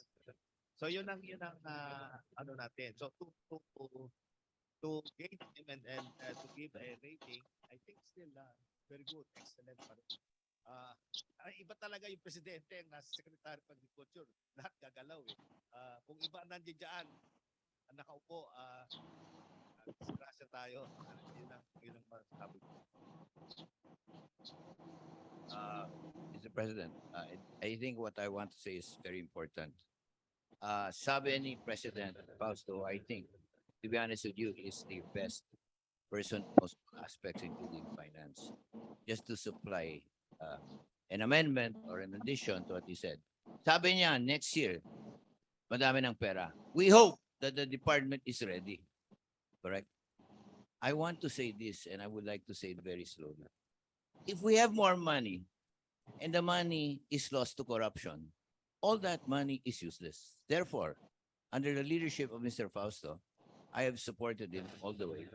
But we ourselves have offered already a request for an investigation. If Napoles lost 10 billion in 10 years, in 2020, the Department of Agriculture has 22 billion, not in 22 years, but in 1 year. 1 year.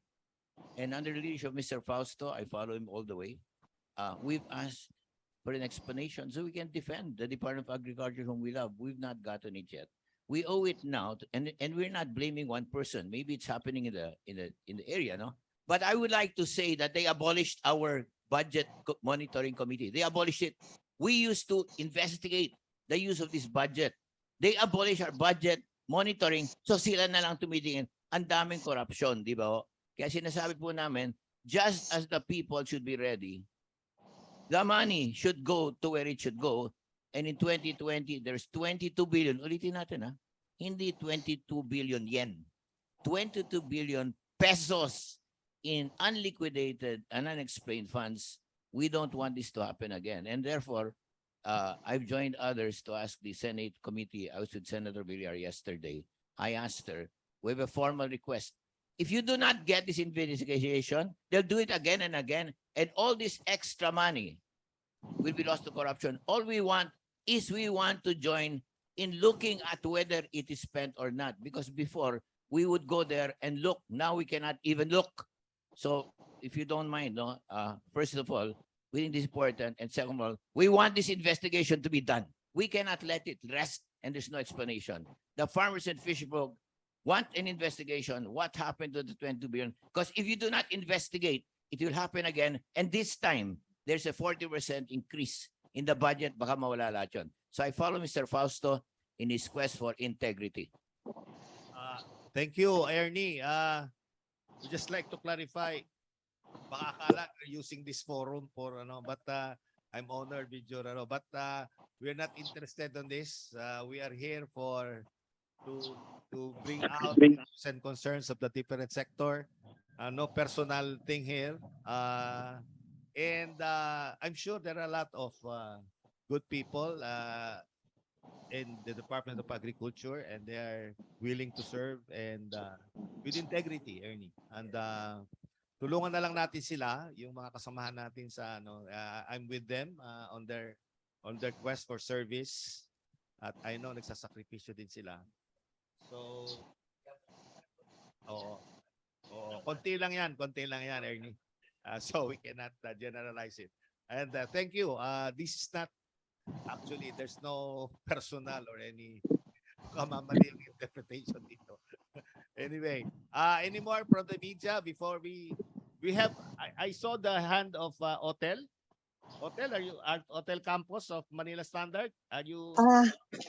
Yes, sir. Yeah, Otel. Thank Go you, ahead. sir. Sir, a few of my questions were already answered. But sir, for Sir Bombit po pala ito. Sir Bombit, can you at least tell us how many canners were actually asking for an increase in the prices of sardines? And also, is the group willing to submit a petition to delist sardines from the SRP list? Yung delisting is in favor of them because delisting means they get out of the SRP listing. Hindi na sila i-monitor. Hindi ba? So, for all intents and purposes, everyone wants to get delisted from there. So, ngayon, yung isang tanong mo, ilan sa mga canneries ang yun? Anong nangyayari sa kanila kamo? Sir, ilan po sa mga canneries ang nag-submit ng petition for an increase in the price of canned sardines? I am aware na dumaan kasi sa association namin yung request. I am aware of about four requests, but Mhm. there may be requests filed directly with the DTI sa BNPC, yung basic necessities consumer protection, no? So, Mhm. I would imagine that there would be at least siguro 8 or 9 that will be requesting. Kasi yun ang mga may SRP products eh. Mhm. No. Sir, how soon do you expect na mag-release ang DTI ng another SRP update? By my indication, this will be soon. And they told us in 2019 it will be soon. They issued one in 2022, 3 years Okay. after. Okay, thank you, sir. Yeah. Thank you po. Another, what we would like to also to request government is to revive the price and volume watch committee. For the past 3 years, hindi na, yun na nagmo-monitor ng presyo, ng volume, para alam natin yung datos talaga ng presyo. Makita natin kung merong talagang mga traders na manipulate or hindi, or tama lang. Is the producer getting the best price for his product? So we would like to request the reconvening of the price and volume watch committee. 3 taon na hindi nagko-convene. Yun ang magbibigay talaga ng presyo at aalalayan yung ano. Andiyan yung importers, producers, processors, andiyan lahat, government, they are represented in that committee, price and volume watch committee. Yeah, I see a hand from Danessa, Philippine Star. Yes, good morning po ulit. For Mr. Navarro, sir, the USDA came out with its latest report no po na it revised its forecast for corn production downward from 8.3 million metric tons to 7.9 million metric tons until June 2023. This is because of the significantly reduced fertilizer application of farmers. Tapos, it also mentioned that it projects corn imports to nearly double from 900 metric tons to 1.7 million metric tons. Dahil daw po sa release ng EO 171. Can I just get your comments on this report po ng USDA? Thank you po. And do you agree with these figures? Thank you po. Maraming salamat po. Napakaganda yung tanong mo. Actually, ini-expect natin na talagang bababa yung ating production, no? Not only probably corn kasi napakalaki. We must all remember, kung nakita nyo yung data ng ating fertilizer inputs, including the agrochemical inputs, bumababa tayo ng 60%, no? Maybe 50%. That translate yung production mo. Kasi kung bababa yung importation mo, siyempre, kulang yung pataba mo, kulang yung agrochemical mo, kulang din yung production mo. Di ba? Nandyan yan sa data eh. Pero wala tayong ginagawa eh. So wala tayong ginagawang videos, no? So siyempre sinasabi nila mayroon daw ayuda. Sabi ni nung last meeting namin ni Yusik Ding, mayroon daw silang ayuda for the rice na urea, no? Pero you must all remember, ang dynamic ng rice, for example, using urea ng rice, kasi sinasabi natin mayroon kasing aerobic and anaerobic principles yon. Eh kung gagamitan mo ng urea yon, leaching lang yon. Dapat ang gagamitin nila amusol doon. No, so siguro sa mais, mayroon daw 3.6 billion. Eh hahatiin daw 'yon ng fertilizer at saka seeds, no? Eh magkano lang nga 'yon. So ang problema sa atin, hindi natin kina-calculate yung universe. Rice, for example, 3 million hectares. Corn, for example, 2.5 million hectares. O ano talaga ang kailangan niya? Sabi ko nga kanina, ang input cost lang ng corn before COVID is already 20 billion. Eh kung nag-times 2 nila ngayon, in other words, nandyan yan sa mga 40 billion. Eh kung 30 billion yun nung araw, 60 billion yun ngayon. Eh ngayon yung rice is mga 60 billion, nag-times 2 siya, 120 billion ang kailangan niya because of the increase of inputs, no? So ano ang implications nito in production? Ibig sabihin talagang tatama siya. Kung mayroong kaming kasamang farmer, nung araw nagtatanim siya 100 hectares, commercial farmer ito. Because of the increases of price, ang ginagawa niya, 20 hectares na lang tinaniman niya. Ganon din yung gastos niya. Pero ganon naman din yung kita niya kasi tumaas naman yung presyo. Pero yung volume niya, bumababa. Kung volume niya bumababa yung supply mo sa demand mo.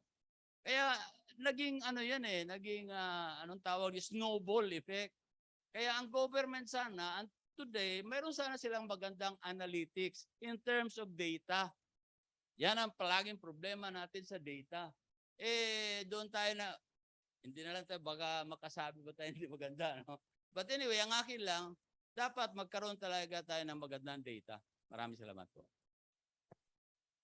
Okay, Danessa, is that any other question from media? Wala na? All right. Siguro, meron pa tayo, Kachim?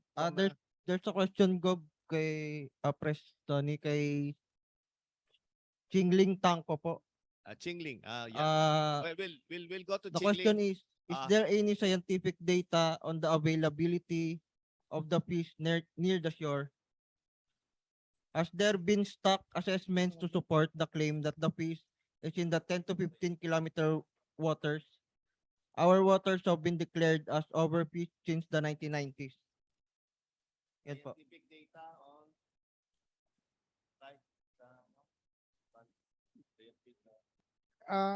We have always been complaining that hindi science-based nga yung basis ng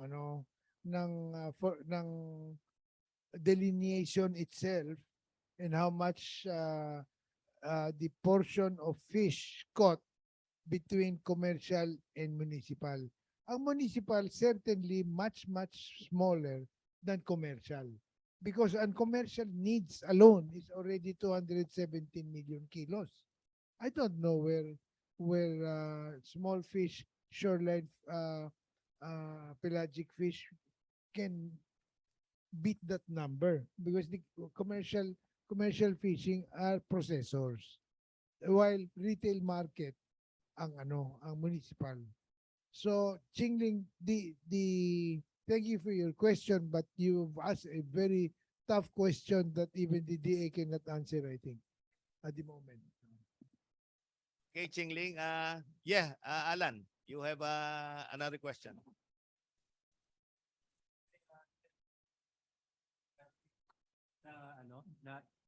Magawan natin ng hanap buhay yung mga maliliit na mangisda, mga municipal fishermen kung papasok yung mga commercial fishermen.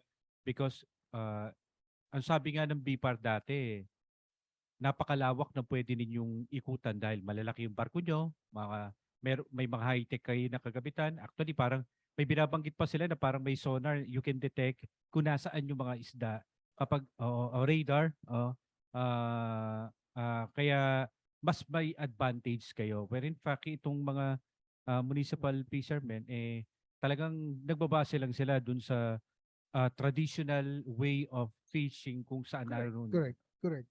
Hindi naman namin inaagawan because we are telling nga na if they can bond themselves as associations, our canneries are willing to buy and issue buying orders or purchase orders to associations. Sila manguha doon sa kanilang mga miyembro ng munisipyo, ng LGU nila.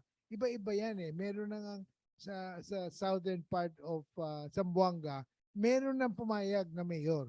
Nag-umpisa ron. Ginagawa ngayon ng BIFAR, ni Attorney Escoto, template arrangement yung kanilang MOU or MOA na gusto niya ipasunod doon sa iba-ibang mayors papunta pabalik sa Sibuga and all parts of Zamboanga del Sur.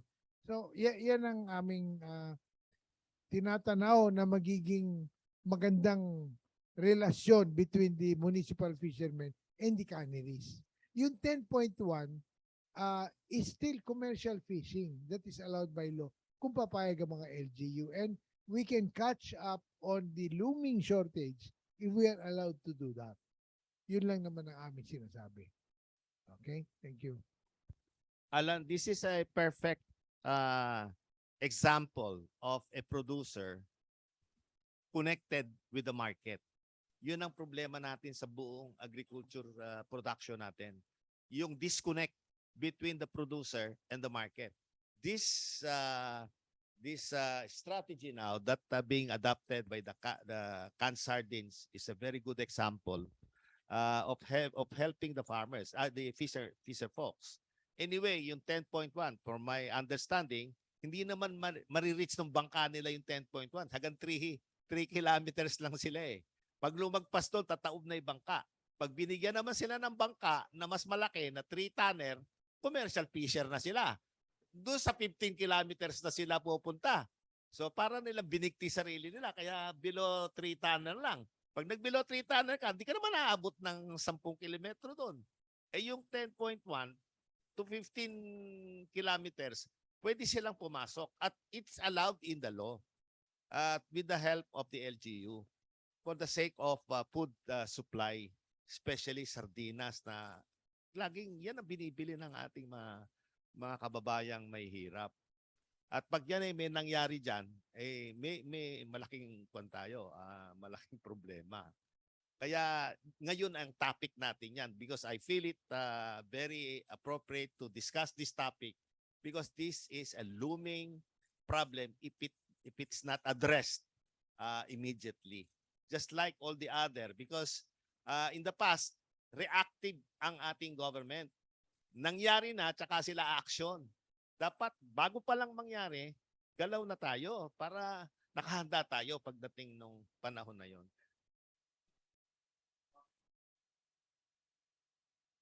Ang ganda nung proactive approach nyo rin ng mga manufacturer at saka ng mga cannery na kayo mismo lumalapit sa mga mangisda dahil binabanggit nyo nga matinik at matinik at makaliskis. Makaliskis ang tamban kaya hindi ganong mabenta sa palengke. Kaya mas pakikinabangan ito kung mabibili para gawing sardinas. Ang tamban, kung hindi yan ilalata, it's only good for dyeing. Yung sun-dried, no? Yung pinutuyo. Oh. Yun na nga eh. So, sayang yung isda. Now, because of sardines manufacturing or canning, naging valuable item yung tamban. While it was not really pinapansin sa wet market. Yung dami ng huli nila ngayon because abundant daw yung plankton doon, so doon nila inuhuli, hindi naman nila mabenta lahat. We know that. No? At saka ang presyo nila bagsak para mabenta. So we are helping, sana they see it as we see it. Our vision says it's a win-win situation. Wag ninyong patayin yung concept na yun na mag-win-win tayo. Nagtutulungan na nga industry to industry yan. Hindi ba? Maganda. Sayang. Yun nga, yung big brother, small brother ang pinaiiral ng BIFAR ngayon eh. All right. Now we have a few minutes. We can perhaps accommodate our director, 2 directors of raise their hands. Si Pabs. Pabs, are you still there?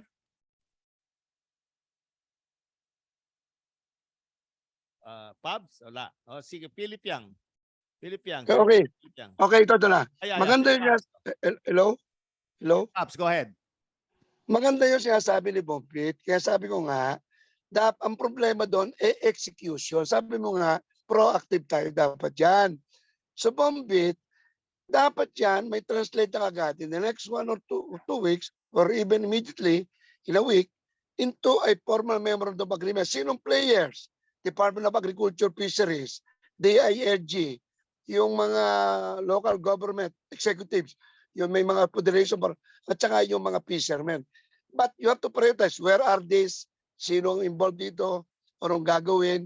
Magkano support price or offered price, enforceable purchase order na bibigay nila sa mga kooperatiba o sa mga fishermen. Ngayon, kung wala pa sila mga organization, mahirap mag-organize ng cooperative pare. You use the DOLE, na makapag-produce sila ng Farmers Association. Immediately, yung gusto mo, Bonji, bombit, mangyayari. Yun yung kay bombit. Number 2, yung kay kung naman sa corn, ang kailangan dyan, tama si kaibigan, no? Ang gagawin mo dyan, dapat, noong panahon ni Escudero, una muna sa production incentive, nagpa-allocate si Escudero na mahigit na 200 million, 300 million pesos. Ilagay mo yung hybrid do sa unhybridized area. So may impact yun sa productivity. But that is not enough. Tumpasan mo yung 300 million ng another 300 million from the banks. So maroon ka ngayon ng mga 600, 500 million na co-financing. Pagkatapos, maroon ka ngayon na tira na bibili niyan, i-activate mo yung price support, sabi nga ni Juan, ng government, para magkaroon ka ng supply. And then, kung i-store nila, warehouse stock receipt, baka sa bangko, igagawa mo ng kidan, and then you have a continuing credit system to operate with decreasing subsidy from the government. So pag ginawa mo yan, yan yung tunay na private-public partnership. Yun nga ang gusto ng PCAFI. Dapat proactive tayo, hindi yung gobyernong reactive lang kung may sakalang kikilos kung may shortage. Hindi pwedeng ganyan. At yan ang nagiging problema natin, yung mga planting intentions. Okay, that's it. Tama na yan, pare. Yung sabi mo Thank you. ginagawa na nila bombit, they're Yeah. doing it now. Siguro, may MOA na. Yung sinasabi mo, mga parties, nandun na. Philip Yang, you're recognized? Yes, thank you. Hi, Bombit. I just want to ask, how many percent of the raw material? We lost you. Philip. If ever that the municipality water will be implemented and successfully implemented, will the fishes be sufficient for the canneries? I don't expect that they will be immediately be sufficient, because I am sure only the municipal fishermen that can afford the gasoline that they are using for their bangkas will participate in this. Titingnan muna nung ibang fishermen how the program plays out, no? But eventually I am confident that they will see that because they are now entertained as an association, different associations, being entertained by the commercial canneries to buy fish from them, no matter the quantity. As I said, one committed to buy 500 tubs a day. O ilang bangka yan kailangang mag-supply at banyera, ilang banyera na may karga-kargang mga 30 to 50 banyeras lang yan. At saka may yellow ba? They have to fix that. That has to be fixed. So it may be too early for me to make a prediction as to whether the program will be successful. So let's give me time to work this out muna, Philip. But the direction that you are pointing to is recognized. I acknowledge that we need to do that. Thank you. Yes. May I have a follow-up question? To Bombit. sa akin din. Yeah. Pagod na. Yeah. Will the local fish catch be competitive with the imported? Because if the local fish catch will not be competitive, then the canneries will continue to import. Hindi.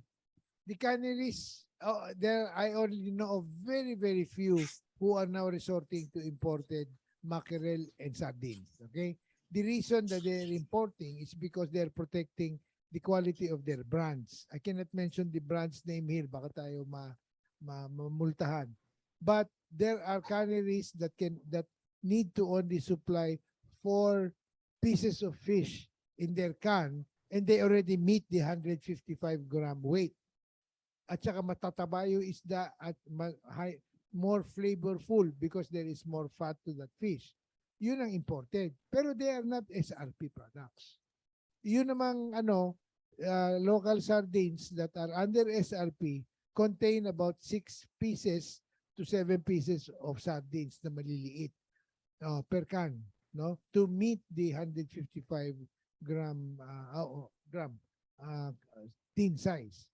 So when you say competition between foreign and imported, it doesn't matter. Depende sa produktong ginalabas mo. If you're coming up with premium, mahal ang presyo, you might use the high premium catch. But for local catch, that will go to regular sardines or SRP sardines. All right. Okay tayo, Philip?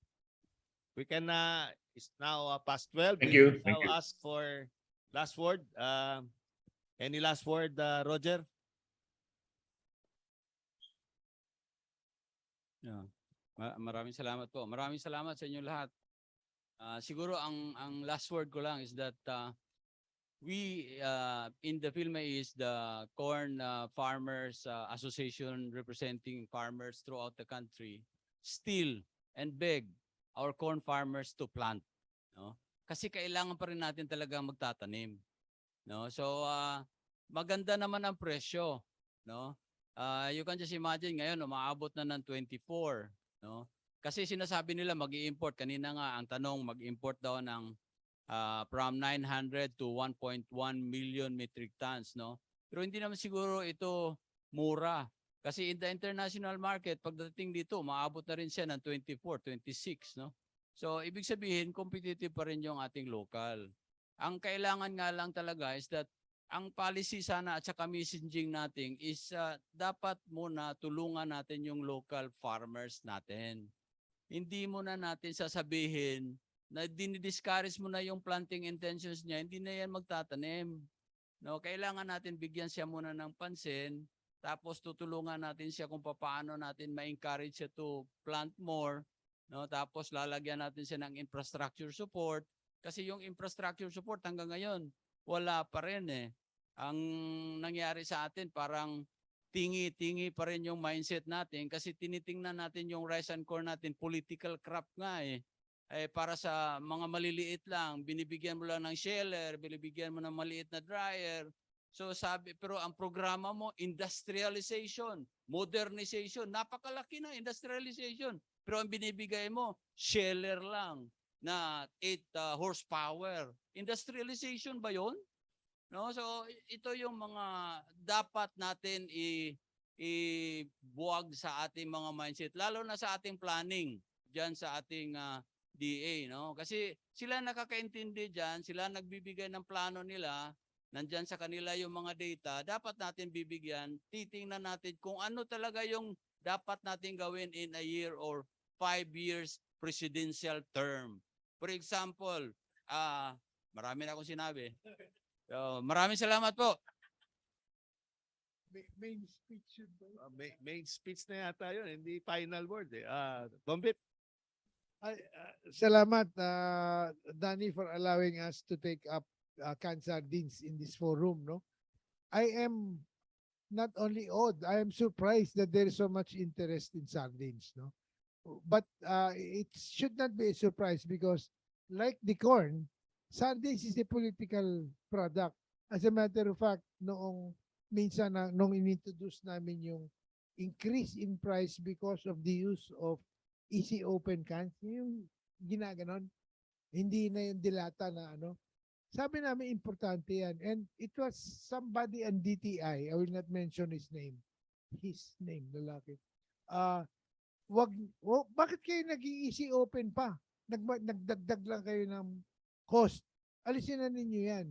Sabi ko, paano yung taong mga political product ito, social product ito, nasa bubong, may baha, binibigyan mo ng pagkain, ibabato mo yung lata. Paano niya bubuksan yung lata? Ipin? Kaya nagpunta kami sa easy open. So you can flip it, you can cook it, you can eat it right away and so forth. Meaning to say, you have to understand what your product is, what it is meant for, and you give the market what it needs. So that's why we are aware that the Christmas to post-Christmas demand is much higher than the first 6 months of the year in volume. Kaya nag-aalala kami. That's the looming shortage we want to prevent. Thank you very much. Salamat, Bombit. Now we'll go to Ernie. Ang tubig Ito na pag-aawayan sa future, tubig. Kailangan natin as early as now pag-usapan. Ito, 20% tubig, 80% the country. 20% tubig. Yan tubig na yan is so critical, but it did not get many questions here because many people do not feel it. But when it comes, it will really explode. So salamat po covering it. But 80% is not too big. I want to talk to you as a Filipino citizen. Alam po ninyo, I've been writing about agriculture for 19 years every single week. It is a disaster. Now, there are corruption, but 1% is bad, 90% is good, di ba? But I will tell you, what you've been doing in the media has helped us a lot. We've done this only 3 months. Ang laki ng difference ng reaction ng government. Walang ganito, walang ingay. What you've done in the last 3 months, you put it in, and I've seen the government move. So 80% of my talk in closing remarks is to thank you for this thing, no? And we hear Bombit and Roger, thank God because they'll read it, because if you don't do it, they will never read it. We write and write, they don't read it, no? You know, I've been in government, no? And many times they don't feel it. So 80% of my closing remark is to thank you very much for all you're doing. Water will take on later, di ba? But for me, 80% is to thank you. Salamat. To close, I'd just like to emphasize that we are hoping that our agricultural sector will not be a charity sector. Puro ayuda, no? Ayuda tayo ng ayuda. I hope we can teach and help our people to produce so that later on, hindi na ayuda ng ayuda mangyari. Anyway, we'd like to thank you guys, SMNI, DWIZ, Manila Times, Philippine Star, Manila Standard, CNN, ABS-CBN, GMA7, DZBB, Manila Bulletin, Malaya Business Insight. Thank you very much, Inquirer. Thank you for joining us, and I hope we have a productive time this time. Our next Usapang Pagkain is November 4. Every first Friday of the month. This will be at the same venue, same time. And thank you again, and have a good day. Maraming salamat sa inyo.